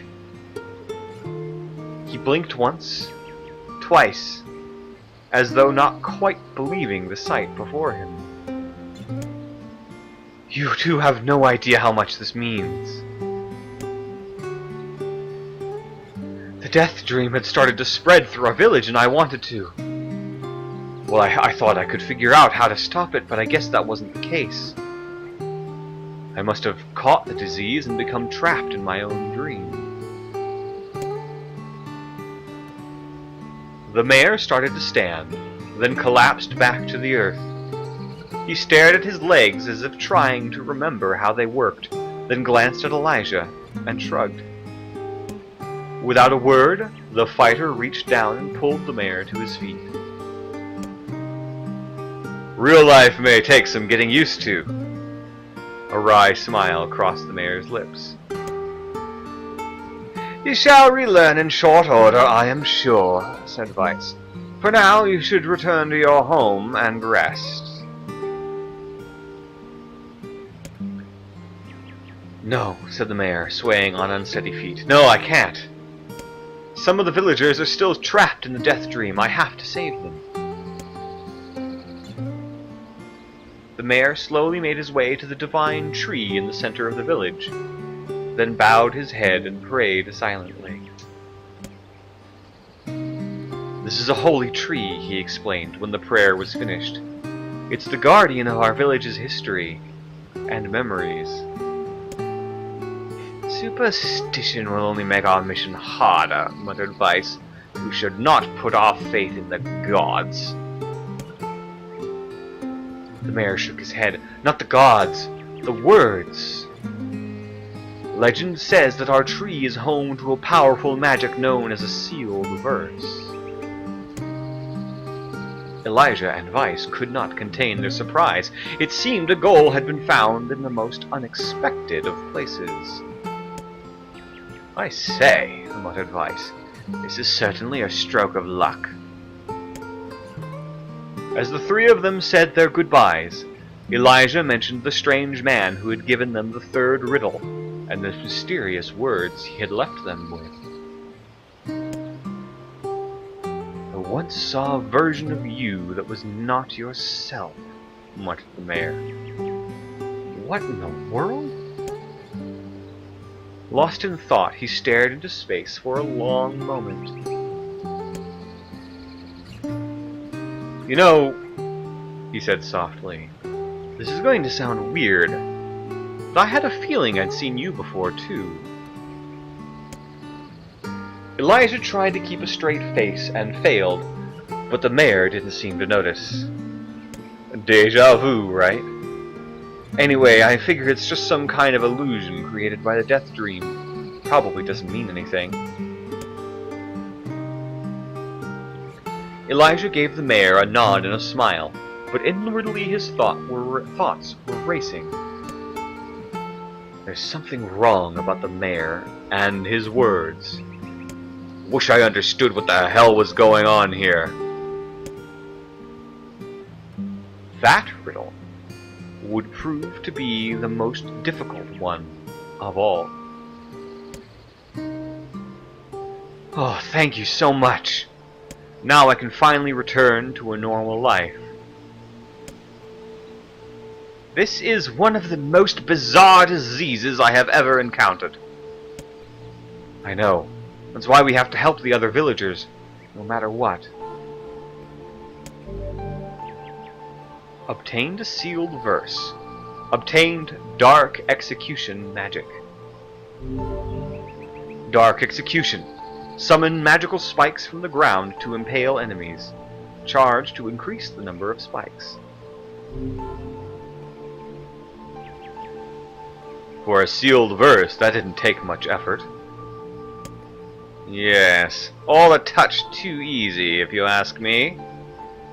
It's almost as if someone was guiding us to this village. You think too much, Vice.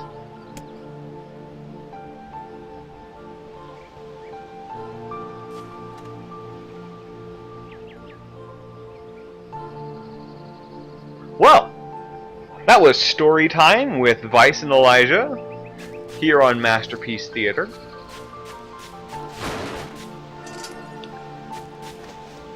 That was real cool. Oh my gosh. We're gonna go back and save.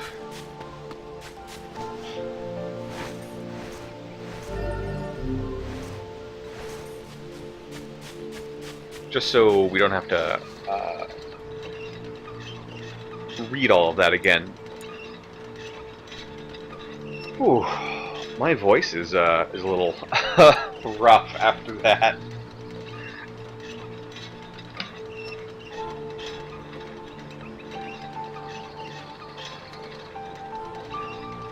That was real cool, though.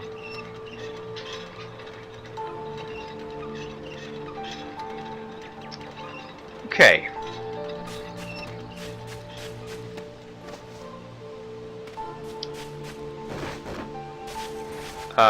Can we go in here? No, we can't. I sort of wonder if we should talk to him again. Maybe. Oh, we can't.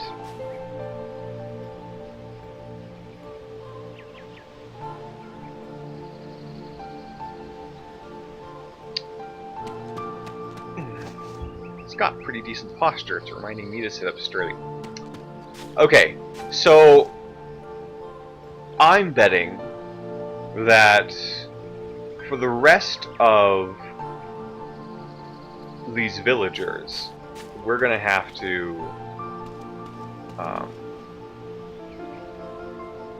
do the same thing. We're gonna go through a little like visual novel sequence.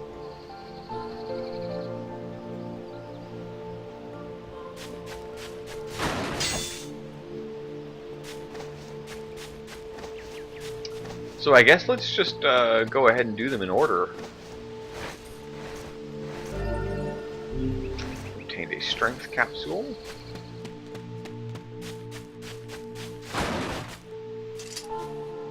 More medicinal herbs. What's this? This is not actually a path. Okay, and this is the end of the village. So there's only 2 more villagers here. So let's go ahead and talk to them. One of them has a game over fail state. Okay.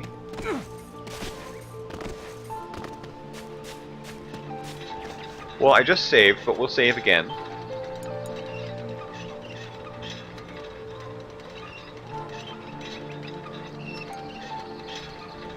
Okay.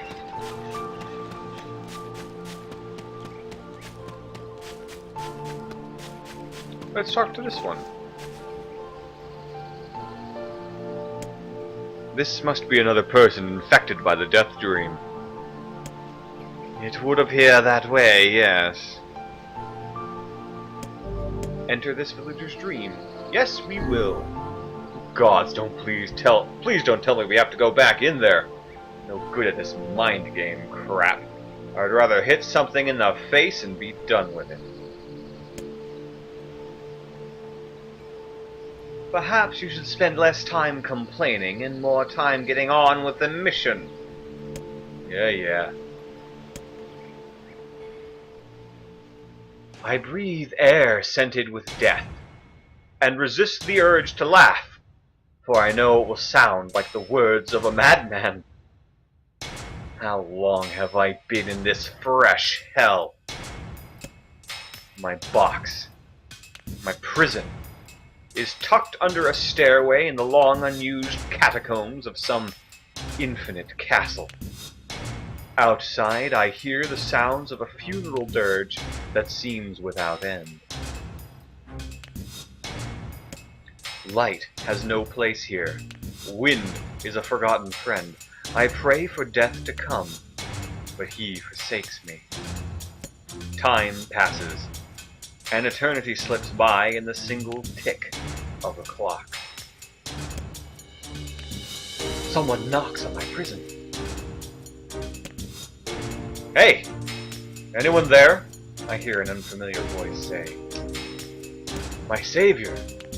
I claw at the door of my jail, embedding thick splinters under my ragged nails. I scream for help, I laugh, I sob. Surely this is a product of my addled mind.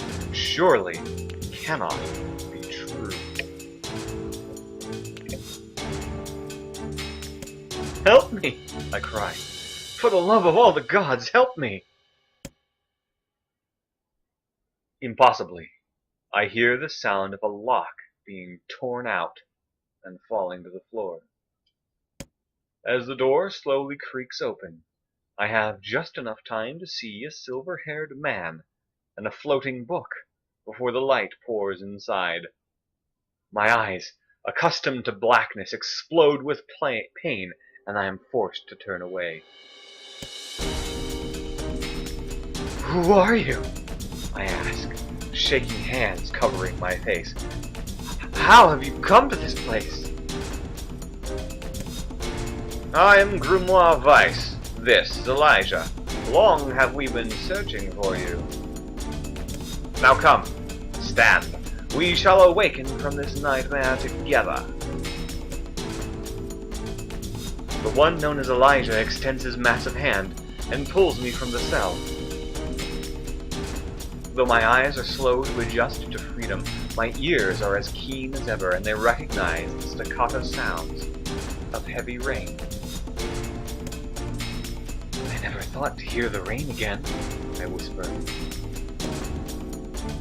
Would that this were not such a terrible storm, said Grimoire Weiss. Look at your feet. I force my eyes open and see water pooling around my feet and lapping at my shins. There's so much of it. Yes, and more comes each moment we delay. If we do not make good our escape, we shall all drown in this castle. We know that you are weak, but you are our only hope to survive this place. Time, that long-forgotten friend, made itself known again. I nodded my head and swore to save my rescuers, no matter the cost. The castle catacombs are a maze, twisting upon themselves like the endless entrails of a giant. I squint down the dim corridors and proceed north. Here we go. We're gonna get eaten by a grue, guys. At the end of the corridor, I find a row of 20 gorgeous canopy beds resting atop a carpet of velvet. All are covered in a thick layer of dust and cobwebs. Searching for the door to the next room, I come upon a shapeless mass of gray matter. It has been shoved against the side of the wall, and despite my fever, I think I see the outlines of a door just beyond. When I reach out a finger and touch a piece of the mass, it turns to dust and drifts away on the wind. By the way, let me know if my volume balance is good with the music.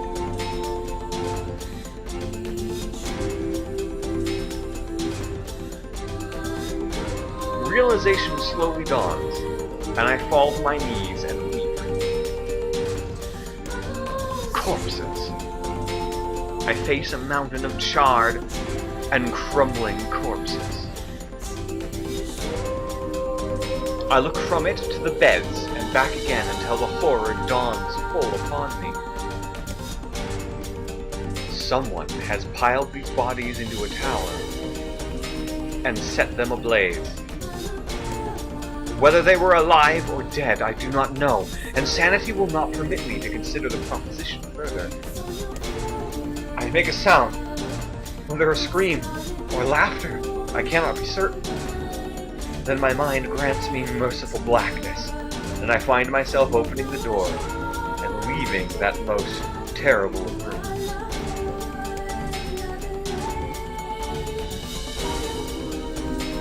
I squint down the dim corridors.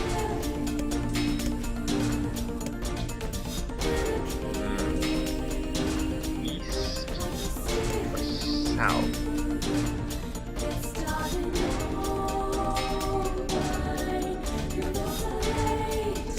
We've just come from the south, so let's go east.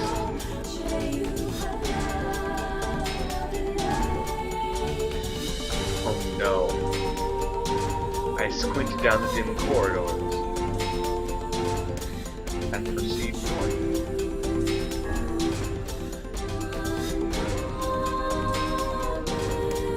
I squint down the dim corridors. Oh god. Okay, so we've gone east. So first of all, from our cell, we've gone north.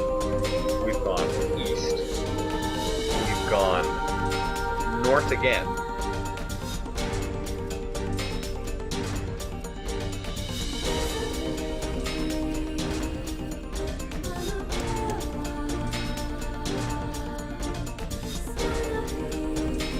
Let's keep going north.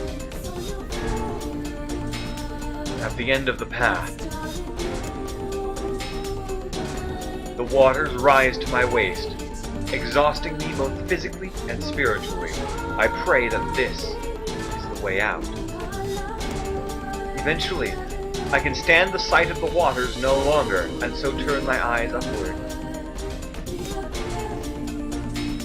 Imagine my surprise when I see a series of paintings hanging on the faded plaster wall.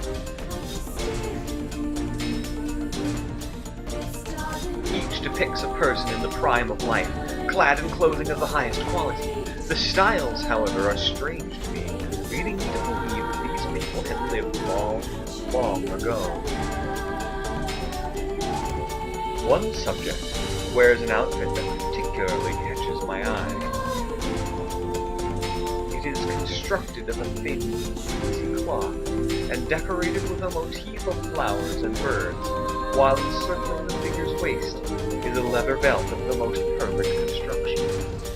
It is a stunning costume, even by modern standards. As I gaze at the portrait, I am struck by a desire to touch it with my own hands. Yet, as I extend a single finger to the painting, I am gripped by a most unpleasant feeling. Staring closely at the image, I see it bend and warp into the shape of another finger. Something behind the picture is pointing at me. Is it another prisoner? A fellow inmate trapped for eternity in this place? I cannot let it pass, and so I seize the portrait with both hands and throw it into the water. The wall is hollow behind the painting. and inside I can just make out a body. Whether or not this is a prisoner, there would be no rescue. This poor soul is long dead. Scraps of clothing lie on the floor around the bones. Only a small amount of the fabric has survived, but it features the same delicate design that were depicted in the portrait. I have been admiring a row of corpses, blocked from view by portraits of each victim at their pinnacle. Enough! Shielding my eyes, I paddle forward through the water. I squint down the dim corridors and proceed south.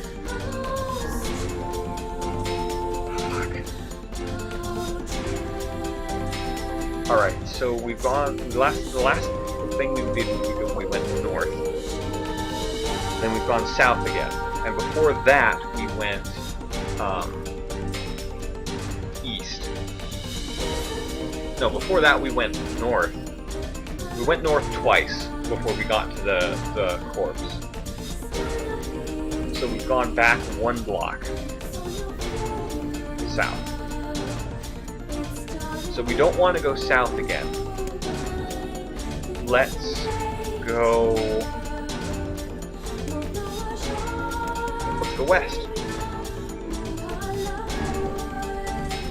At the end of the path, a row of heavy wooden casks lie on their sides in a dark chamber.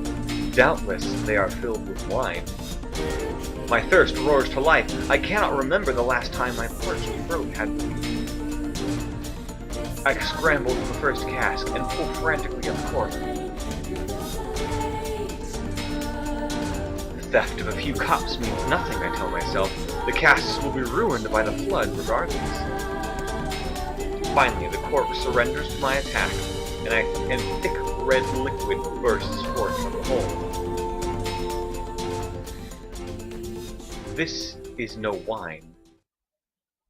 It is blood still warm from the body. Whether animal or something else, I cannot say. The foul liquid soon mixes with the rising floodwaters, creating a warmth that laps against my thighs. By all the gods, are the rest of these casks filled with blood as well? I lack the courage to confirm my suspicion. Disgust quickly becomes fear as I turn to flee, but my weakened legs betray me, sending me toppling over into the red ocean below. The smell of death is everywhere. It threatens to consume me. I must escape this hell.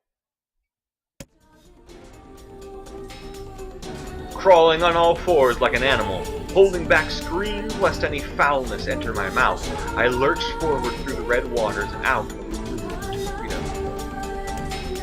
I squint down the dim corridors and proceed east.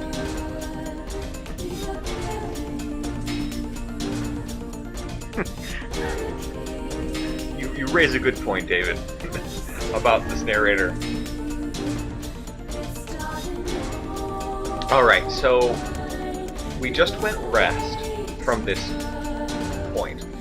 We've been south of here. We've been north of here. The only direction we haven't gone is east.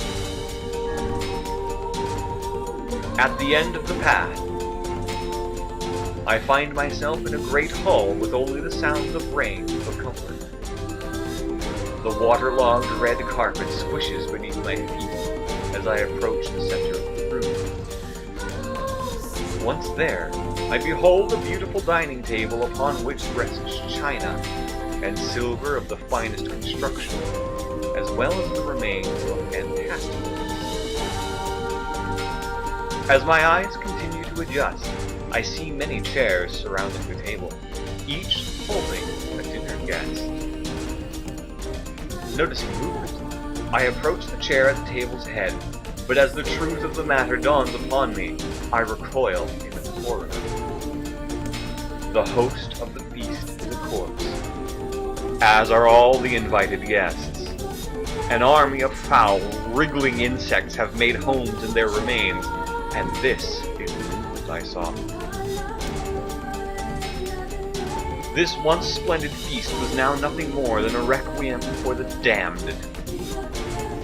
I take a moment to steady my shaking hands, then slowly back away from the table. Desperate to lose sight of the abomination before me, my gaze lands upon the chairs on which the dead were seated. This is a mistake, for the chairs prove to be even more terrible than the feast itself. Each one is covered in a layer of spikes that run from the seat up the back and down the arms. This explains the color of the carpet beneath my feet. I can only pray the unfortunate diners were dead when the meal began. For if not, it is a simple task to envision the agonized screams that must have sprung forth from their mouths. My mind grasps frantically at the possibility that these souls had committed some terrible crime for which this was punishment.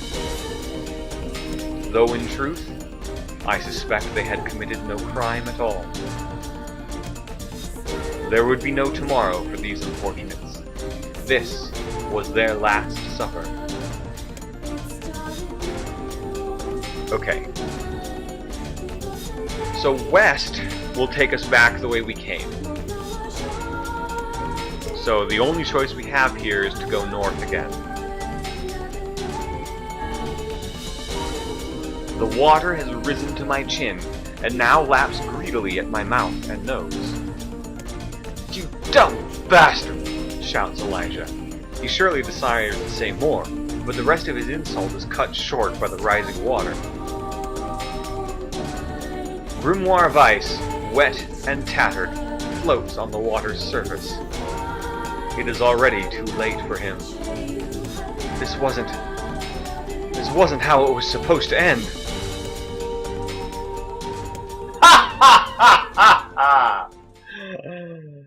Oh, we took too long. We took too long exploring. Alright, so let's go over the route, so we don't repeat our mistakes again. So from the cell, we went... There was only one direction that we could go, so we went that direction. Then we went north, east, north, and we came back. So we only need to go north and then east, and then north once. Then we go east again,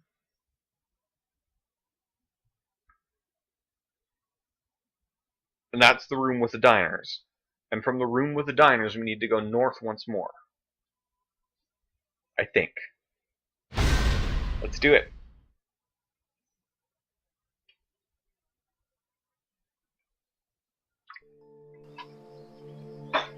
Oh my voice is really ragged. I'm enjoying reading this out loud though. Okay, so we're continuing from way back here.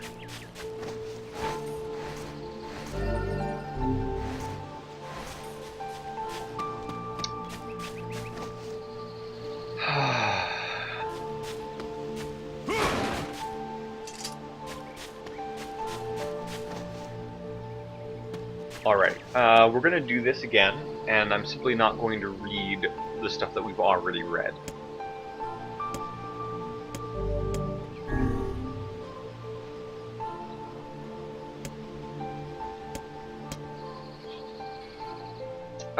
Yeah. Fresh hell.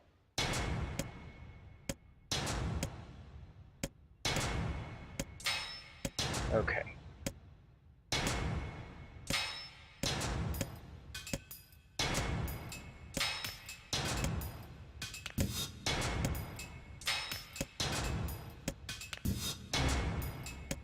Okay.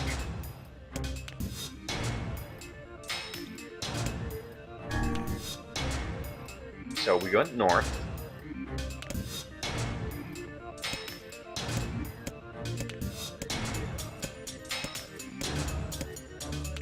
Okay. So we went north to get here. So we go east from here. Now we didn't go west last time.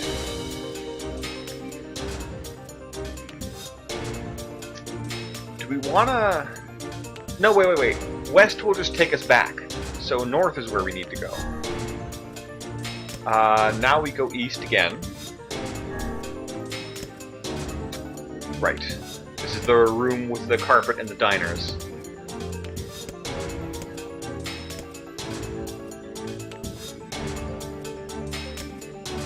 Good.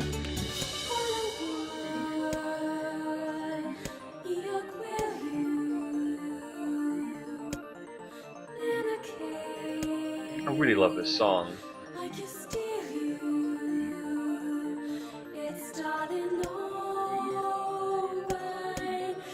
North. Against all hope, we make it to the front door. "Break it down!" someone cries, and so I give myself to the effort. In tandem with Elijah and Grimoire Vice, I slam my body against the thick, sturdy door. On the third try, it gives way, and we find ourselves sprawled on the front of the castle.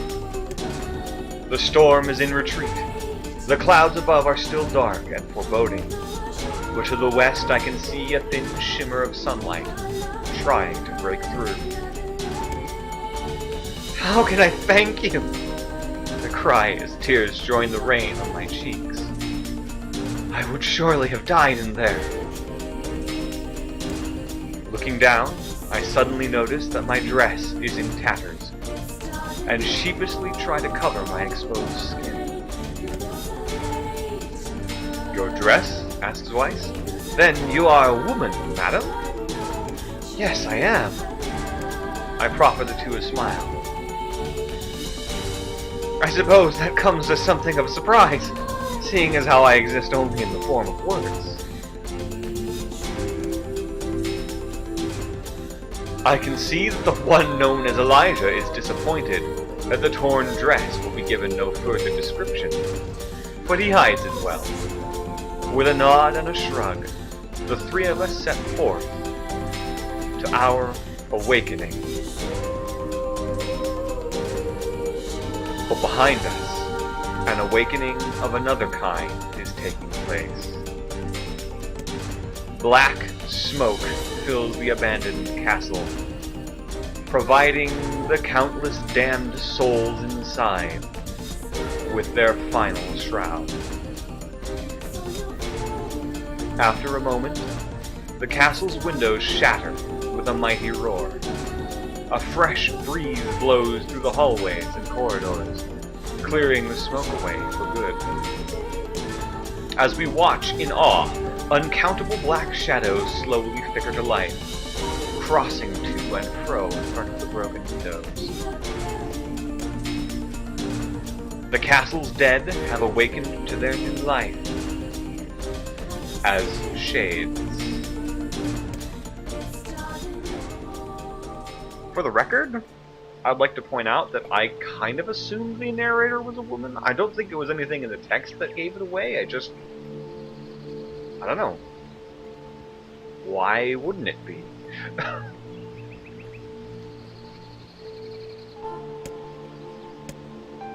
You have anything to say about that? Hopefully there will be no labyrinth next time. I hear ya.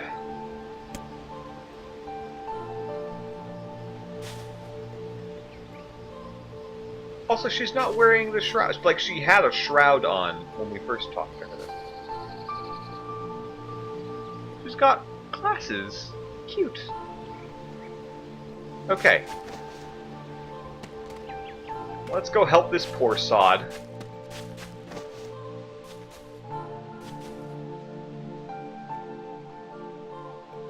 And another victim. This work certainly is trying.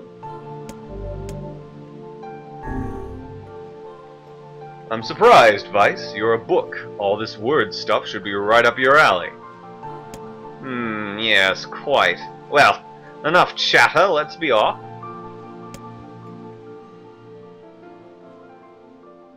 A colony of massive sculptures was visible in the distance, their tall forms scraping against the sky. Weiss and Elijah had never seen such a sight, and their eyes widened as they tried to take it in. Hey Weiss, we keep walking, but those things don't get any closer. I don't get it. Are they really that big? As Weiss considered his answer, the sun beat down on them with renewed ferocity. Perhaps they are some manner of mirage, he said. Under this heat, a mirage or two would hardly be an unexpected sight. Elijah nodded and wiped the sweat off his brow, leaving a trail of sand in its place. He thought he'd never been so thirsty. He should get off Twitter then. The ancient road on which they walked was black and cracked with age. Here and there, thin wisps of grass pushed up through the rocky surface, as if defying those who had laid this material down over their home. The heat reflecting from the road made Elijah lightheaded. Suddenly, he dropped to his knees and slammed his hand against the black surface. God damn it, he said. Is this some kind of joke? Well, I'm not laughing.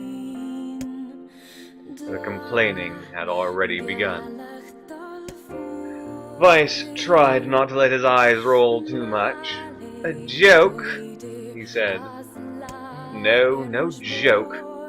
This road leads to the city of art. Perhaps the path itself is simply some manner of grand artistic work. Oh, come on, that's bullshit and you know it. Possibly, but thinking of it in this way might make it easier for you to bear. Elijah glanced at Weiss' grinning face, cursed silently to himself, and resumed walking. As time passed, Elijah's feet grew more painful, and his throat drier than he thought possible. He tried not to look further than the next step ahead, because the bright sunlight made him hesitant to trust his own senses. We are definitely getting closer, said Weiss in an effort to cheer his companion.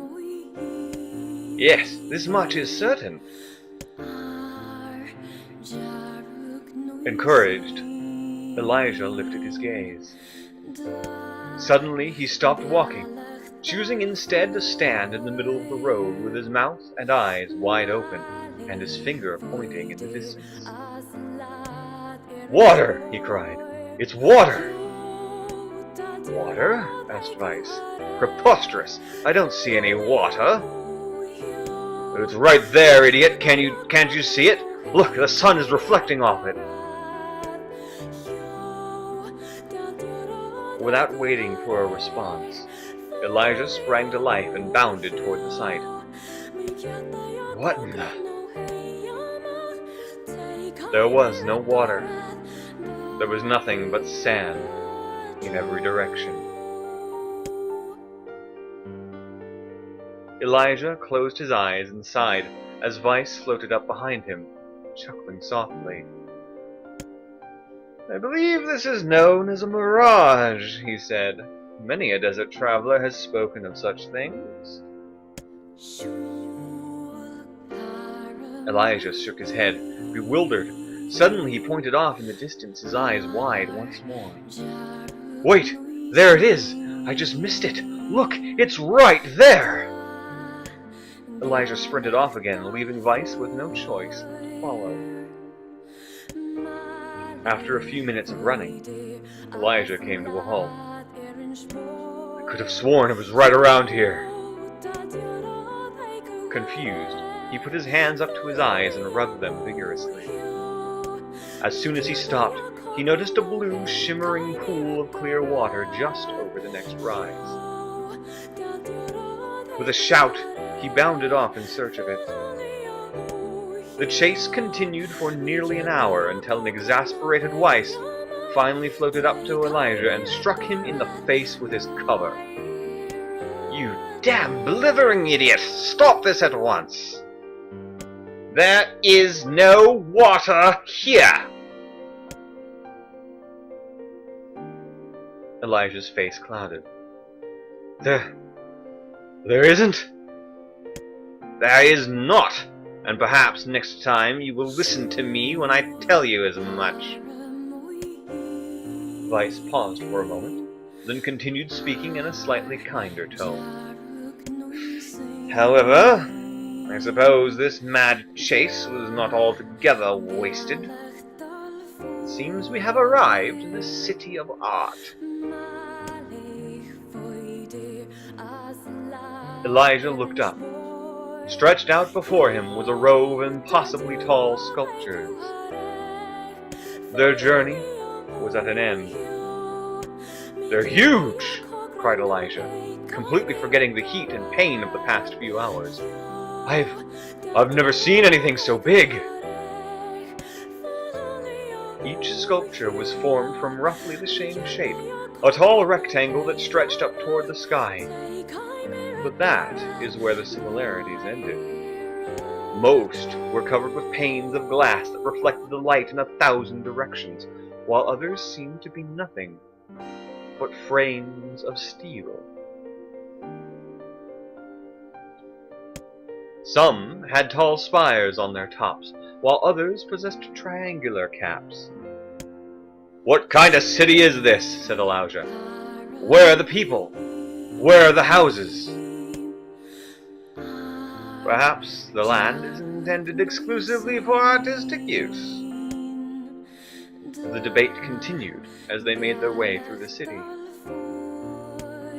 Miracles of artistry were everywhere.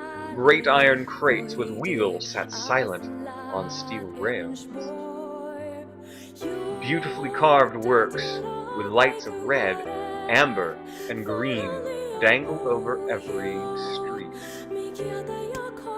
As they moved away from the massive sculptures, they found a great array of smaller ones. Some were covered in glass or brick, but many were composed of materials they had never before encountered. The sheer variety of colors and styles was staggering. Oh my god, this is like a city. An actual, like, modern day city.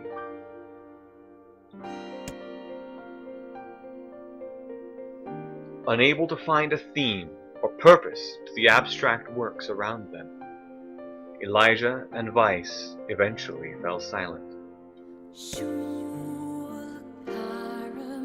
On the outskirts of the city, they discovered 3 sculptures in the shape of humans. Elijah uttered a sigh of relief as he approached them. "Finally! I was getting tired of modern art."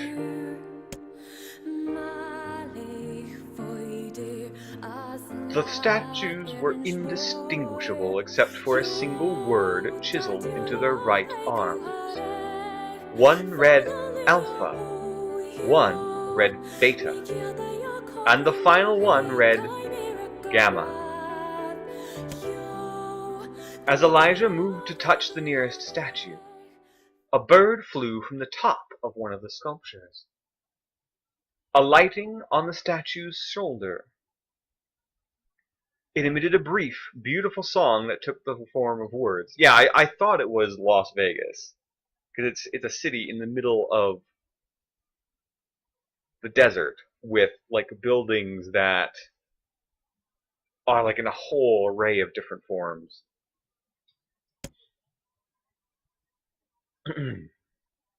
Only one form is real, the others are false. The real form will always speak the truth. The false ones will only speak lies. With that, the bird departed. As if on cue, the 3 statues shuddered to life acquiring color and form as they began to breathe. "Hey, look at that," said Elijah. "They're alive." The triplets bowed low before Elijah. "Please," said Alpha, "you have to get me out of this nightmare. I am real." "Stop lying," said Beta. He turned to Elijah and threw his hands in the air. "Alpha's a fake, you know. I'm the real one." "What a load of crap," said Gamma. "Beta is a fake. Everyone knows I'm the only real one around here."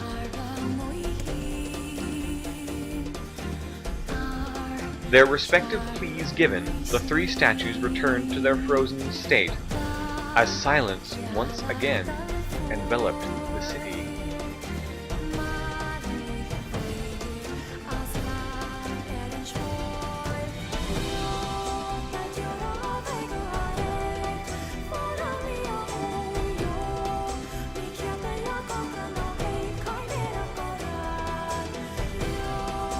Okay. I'm trying to, like, memorize this a little bit, because this is going to be one of those logic puzzles. We're going to have to pick which one we think is real. So Alpha says that he's real. Or they're real. We don't know a gender. Alpha claims that Alpha is real. Beta claims that Alpha is fake, and that Beta is real. Gamma claims that Beta is fake, and that Gamma is real. So if two of them are lying, and one of them are telling the truth,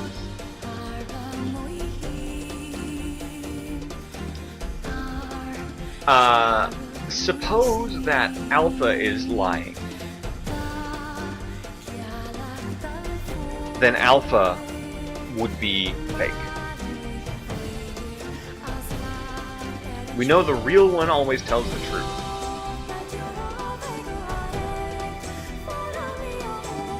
So if Alpha is a fake,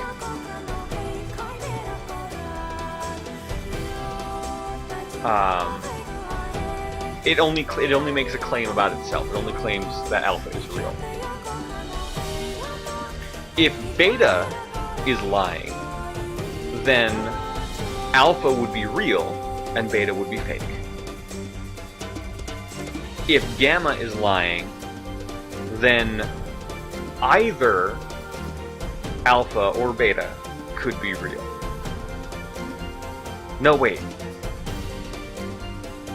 So Gamma claims that Beta is fake, and that Gamma is real. So if Gamma is lying, then Beta would be real, and Gamma would be fake.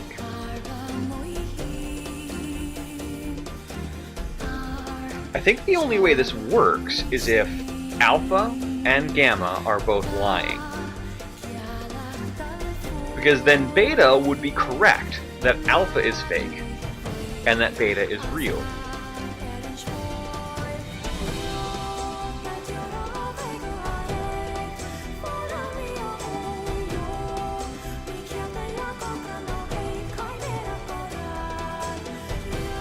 I don't know. Let's see. When you consider all of the statements, only one of them could be the real thing, said Vice. Elijah furrowed his eyebrows and considered his answer.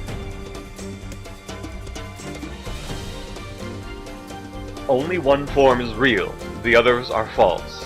The real form will always speak the truth. The false ones will only speak lies. Fuck.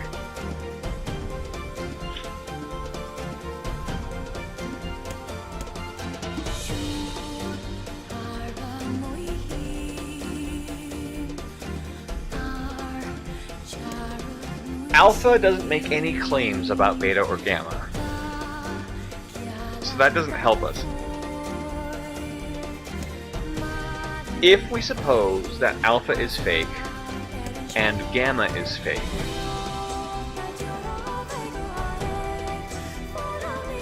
that doesn't introduce any contradiction, because Beta would real,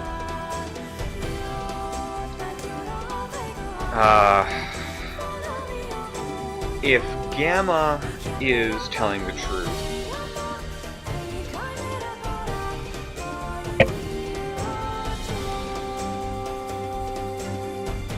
does that impose a contradiction? Gamma claims that Beta is fake. It doesn't make any claims about Alpha, though it does say that everyone knows it is the only real one. But that's a lie too, because no one knows which one is real. Although that's just a figure of speech too. Oh man.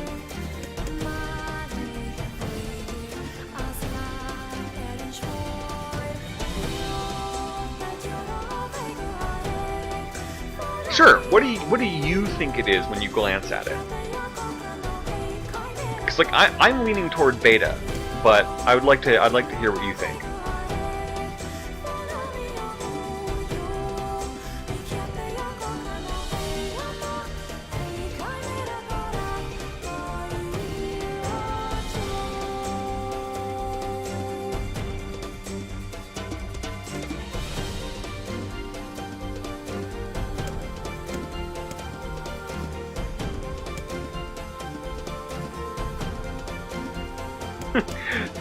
Beta, but you don't ask me why. I just literally glanced at it and went, it's that one. I think it's Beta because that's the one that doesn't, like...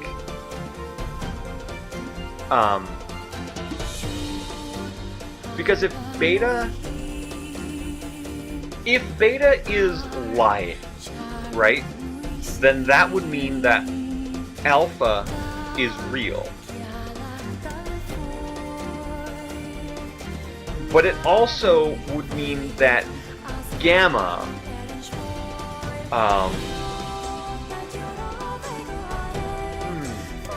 no. If we suppose that Gamma is telling the truth, then that makes Beta fake and Alpha fake. If Beta and Gamma are both fake,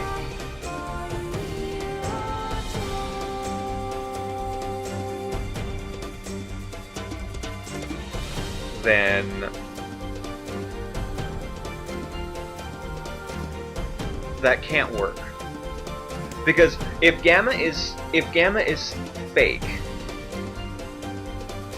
then its claim that Beta is also fake would be a lie. Therefore, Beta would be true. So it can't be Alpha. It just flat out can't be Alpha. Right, Beta and Gamma can't both be fake. Which means that Alpha is out of the question. Now, either Beta or Gamma could be real. If Gamma is telling the truth, then Beta is also lying. And Beta claims that Alpha is lying. So Alpha and Beta can't both be fake. It has to be Beta. Beta has to be the real one. The real one is Beta. Though Elijah's voice betrayed a notable lack of confidence, he was relieved to see Vice nodding at him. If Alpha were telling the truth, began Vice in the dry tones of a lecturer, Beta and Gamma would be fakes. But in that case, Gamma's claim that Beta is a fake would be the truth, even though Gamma is a liar. Therefore, that theory crumbles. Now let us presume that Gamma spoke the truth. That makes Alpha and Beta liars. In this situation, however, Beta is calling Alpha a liar, which would leave us with two statues telling the truth.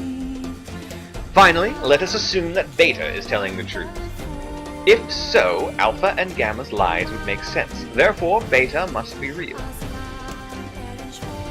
yeah, like I feel like I arrived at that conclusion without being able to like articulate it, and in the process of articulating it, I made it more confusing for myself. But we got there. We got there. My intuition was beta, but I couldn't like lay out the case for why in words until I like really worked through it. Which is the way a lot of these logic puzzles end up being for me. Yeah, like Grim was saying, I'm better at these things if I don't think about them too hard.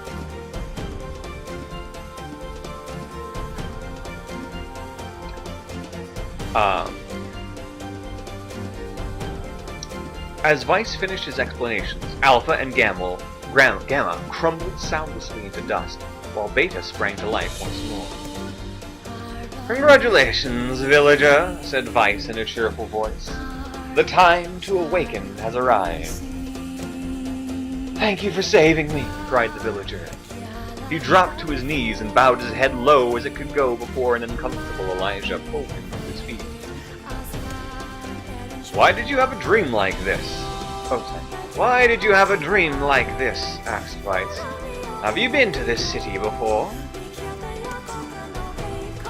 The villager slowly looked around at the bizarre objects and sculptures that dotted the landscape, then shook his head. I don't think so. I mean, it's impossible, right? There's no way I could ever have been to a place like this.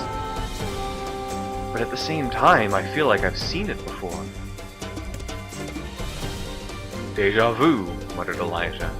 "It's just like that damn mare." The vague sense of unease that struck Elijah during the mayor's dream spread once more through his mind.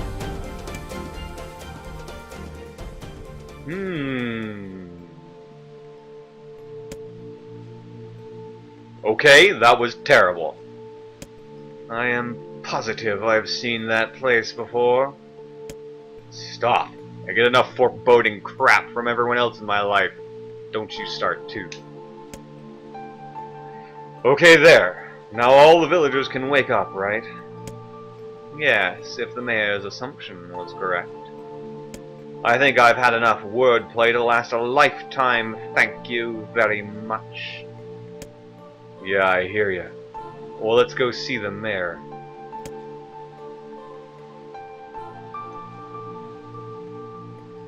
That was a very cool section, and I got to really stretch my voice acting muscles a little bit there. That was fun.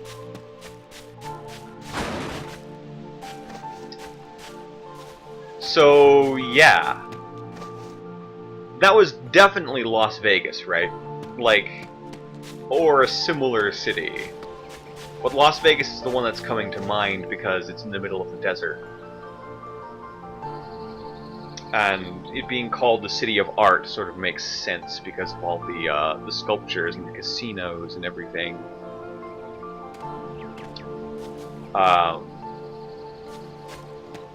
It's also like one of the only cities that's just like in the middle of the desert that I can think of. Although, it must be said, given the amount of ecological change that we've seen in this game compared to our world, which is ostensibly started out as,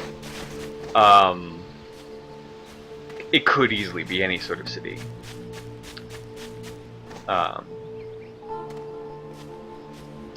So let's go ahead and talk to the mayor again. Hello. Thank you so much. Here, I have something for you. Ooh.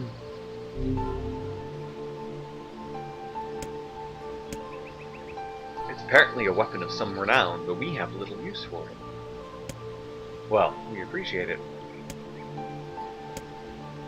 Ooh, we got a weapon! Faith. Very light. And it mentions something about, like, the path being black, which I think would make sense with asphalt.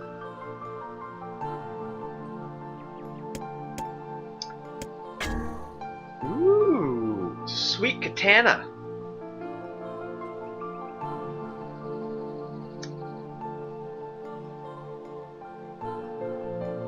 Alright, so... very light. A sword carried by the world's most loyal servant. Like that loyalty, the sword's blade is straight and true. I might actually go ahead and grind just a little bit to get,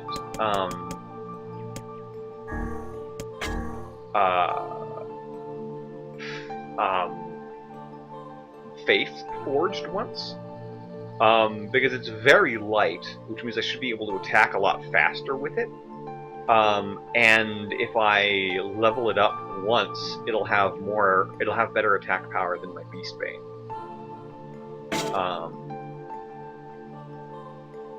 So I think that's something I want to do.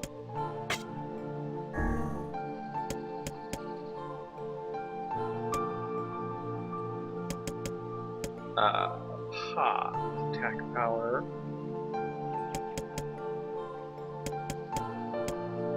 Requires guard break. I think we'll do Ha. And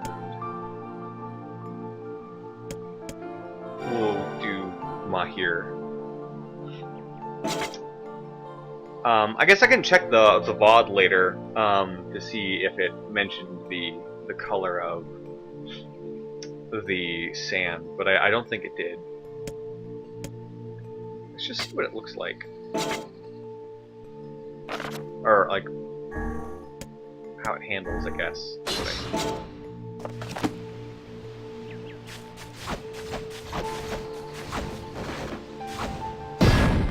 Okay, so the combos are all the same, but this is much faster.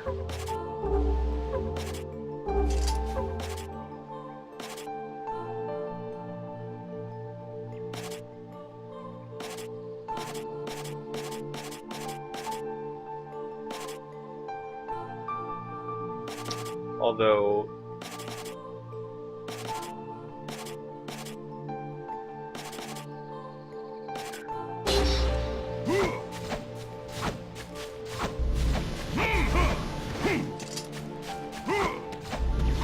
not actually that much slower, all things considered. Brief semi-caution. Am I misunderstanding the terms light and very light?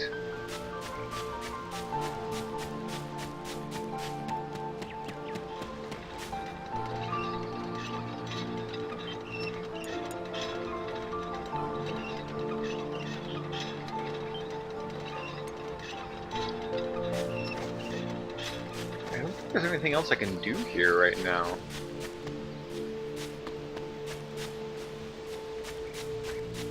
Doesn't seem to be. The villager is still out here.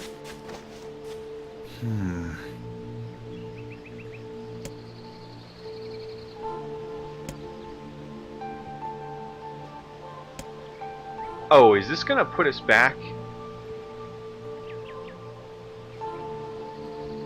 Okay. Finishing the next story mission puts you in side quest cancellation jeopardy. Okay, if I talk to the villagers again, do they put us into...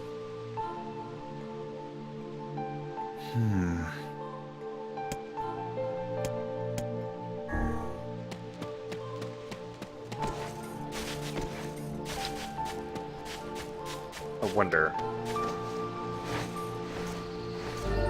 Okay, so we'll wrap up outstanding side quests, things like that.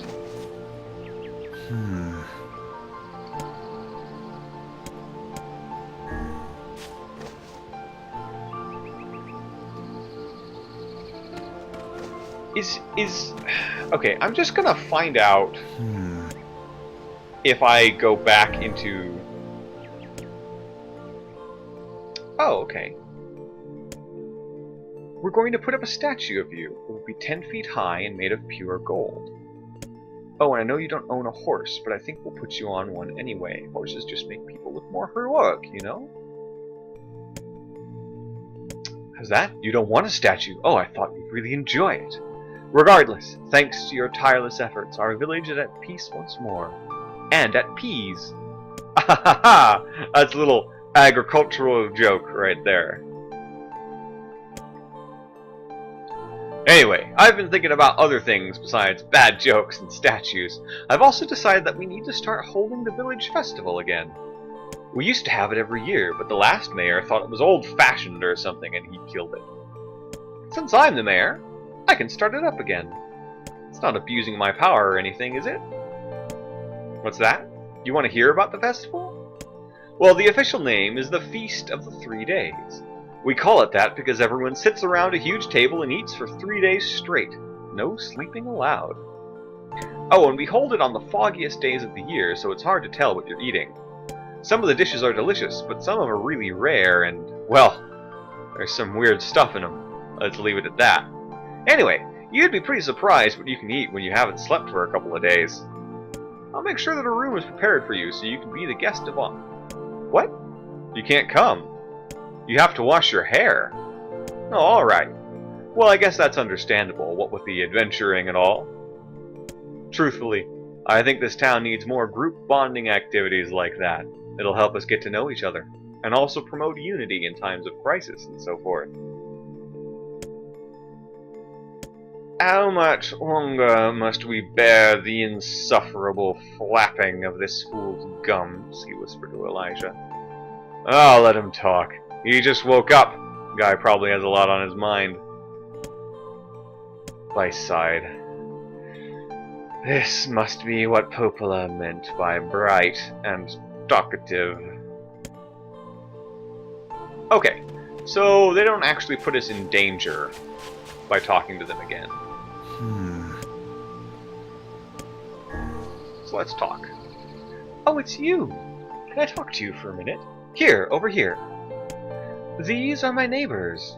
I was just telling them about the dream I had. You know, the one you rescued me from? They don't believe me. They say I'm making the whole thing up. Who could invent something like that? I remember the darkness. I remember the screams. Listen, you have to back me up here. They think I'm crazy. They need to understand. Tell them how you pulled me out of that cell, and there was water everywhere, and how it was rising so quickly. Part of me was convinced you'd rescued me only to let me drown, you know. I don't want to drown. People talk about how it's peaceful, but I think they're lying. And tell them about the bodies. The bodies. Oh gods, there were so many of them. There was the room with the beds and the corpses, like pieces of charcoal. I keep thinking about the fire, and how hot it must have been. But then I don't want to remember it anymore, so I think about the wine. Only it wasn't wine, it was blood, and it was still warm. Sometimes I can still smell it.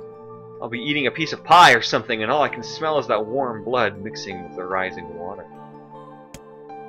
It's hard to eat now. When I see a table, I think about that feast, and the guests, and how the carpet squished beneath my feet when I walked. I don't know, it's weird. The pictures are maybe the worst. I keep wondering if they knew they were going to die, and how they could sit still knowing that each stroke of the brush is a step closer to death. I think about stuff like that a lot now. Actually, I have a hard time thinking about anything else. I don't sleep much. Sleep is hard. I see such terrible things when I close my eyes. Anyway, I was hoping you could tell my neighbors so they'd... Huh? Where did they go? They left a while ago, said Elijah quietly. Doubtless they find your dream a bit disturbing, said Weiss. Perhaps you could find something else to talk about with them, such as the weather or kittens. The villager smiled softly at Elijah, but the smile soon faded from her face. As the two of them slowly backed away, they could see tears beginning to fall from the corners of her eyes. I'm so sorry.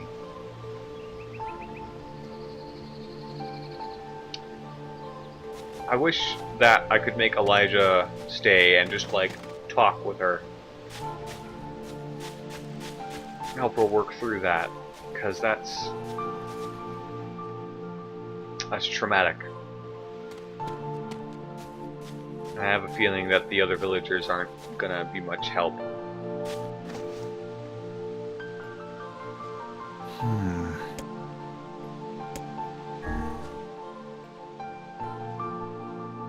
It's great to talk to you again. You're my hero, you know that? Oh, come on, don't be shy. It's all right. The mayor even said we're gonna build you a statue and everything. I hear you've been traveling the world. Good for you.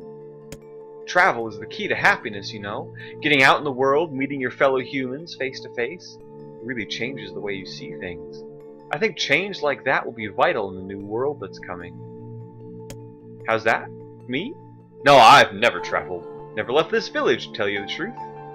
Still, I'd like to get out someday. I think our world is dying. Seriously, think about it. You've got the black scrawl, the shades, the mysterious illnesses like the death dream. It's like something is trying to give us a warning. In fact, I'm sure this is a warning. We need to change our ways before it's too late. I'd like to help change the world, but I'm just a simple villager. Not like you guys.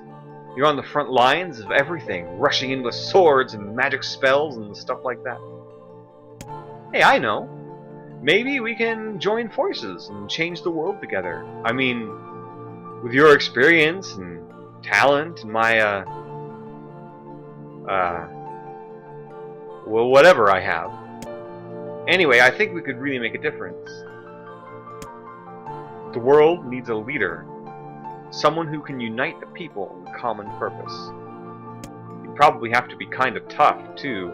I mean, this isn't a world that appreciates calm discussion, you know? You'd also need to be smart, have the ability to look down the road and think about what's best for the future. I bet you'd be perfect. What do you say? Huh? You think I should do it? Oh, no, that's not... I mean, thanks and everything, but no thanks. I'm not a public limelight kind of guy. I'd rather hang around the background and help out from there. You know? Like an advisor or a puppet master or whatever they're called. Actually, I think I'd be pretty good at that. Elijah and Weiss left before the villager could hand them a copy of his pamphlet. 10 Simple Ways to Save the World. As they walked, Weiss pondered openly about the man. I suppose he is what they call an armchair general.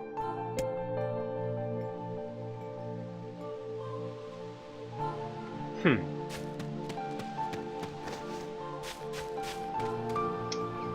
gonna come back and visit this person periodically. Just to check on them, see how they're doing. Like, I know it's probably not gonna make any kind of difference plot-wise, but just... yeah, she needs a friend.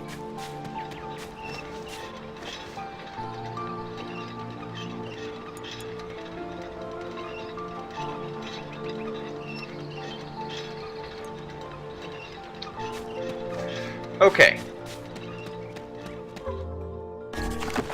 As far as incomplete quests, we have the Fisherman's Gambit, we have the Apology from a Fool, right, the wolf hide things.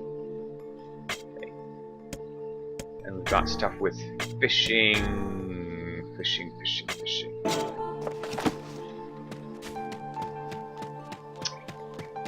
Fishing, I'm real good at.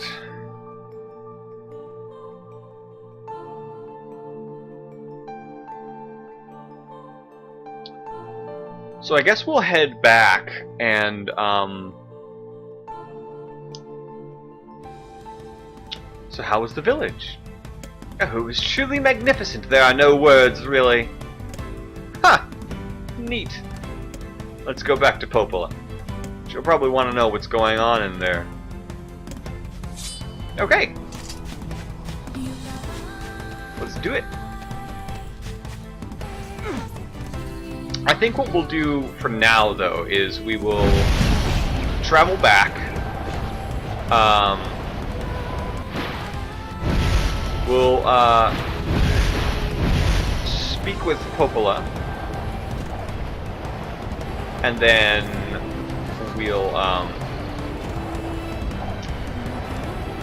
we'll sort of go into side quest mode for the duration. I mean, for this stream, what we're going to do is we're going to go to Popola and we're going to finish off that side quest, that main story quest. And then next time what we'll do is we'll try to do as many side quests as we can before advancing the plot a bit more.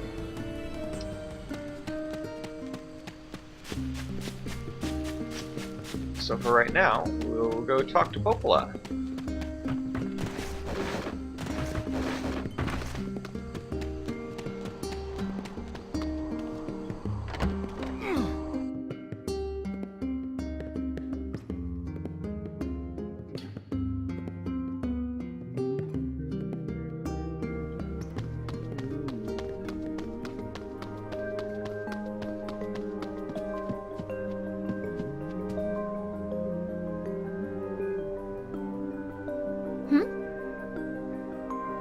Death dream is such a strange illness. I'm so happy you saved those people. Yeah, dealing with all those words was a pain in the ass.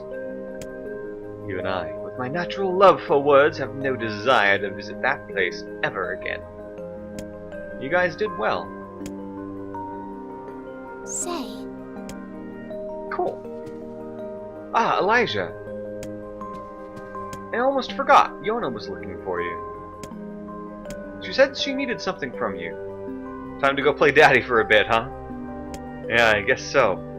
Thanks, Popola.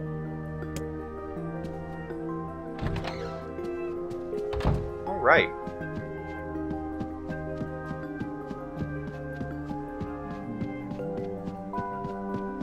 You don't have any side quests or anything.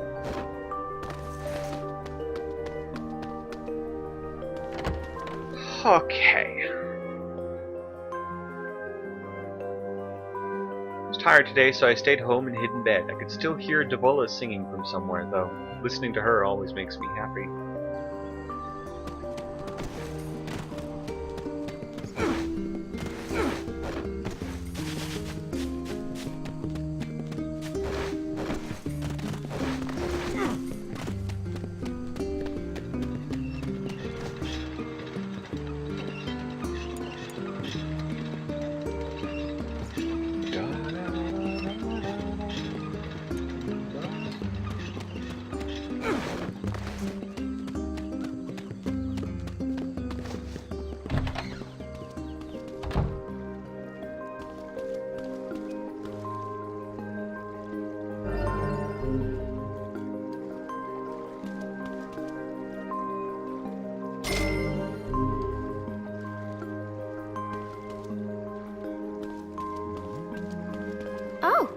Yay! Popola said you needed something. I need a favor.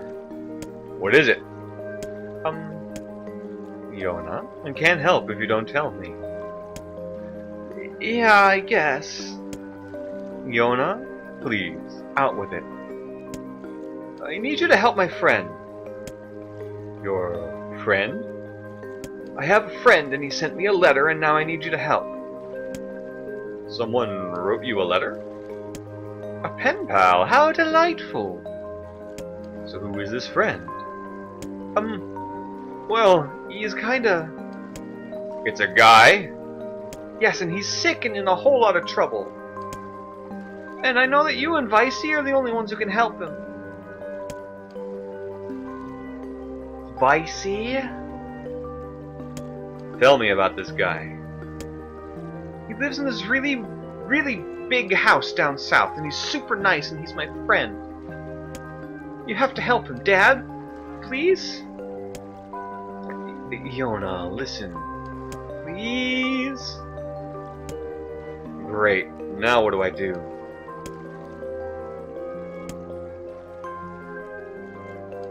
You be a good dad, Elijah. That's what you do. Okay. I'll see if I can help. Yay! Thank you, Dad. Thank you. Okay. So that's probably our next... Yeah, that's our next, like, big story mission. So we won't go do that. Great. My kid's got a boyfriend. You should tread with caution. This lad may be your future son-in-law. Vice, we are not discussing this.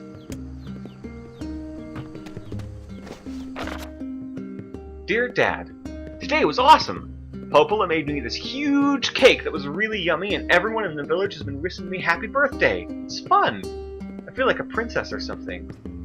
I don't feel sick at all today. In fact, I almost forgot I had this disease. So, maybe you can forget about it too and come back home now?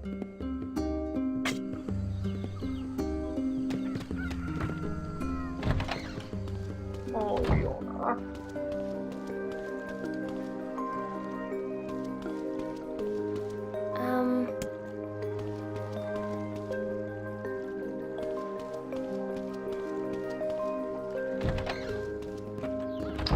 Okay. Hey, we've got a fence now. I feel like we didn't have that before. Maybe I'm just misremembering.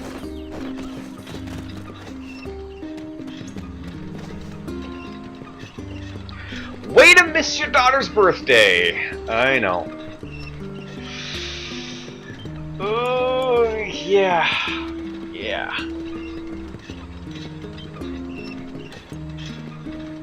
Well, on that note, I think we're going to call it there for the night, for the stream. I'm going to get some food and stuff, and got some other stuff I want to do this evening. I still would like to make this a bit more of a regular thing. I realize I've been just totally absent for like a couple weeks, and there's various reasons for that, but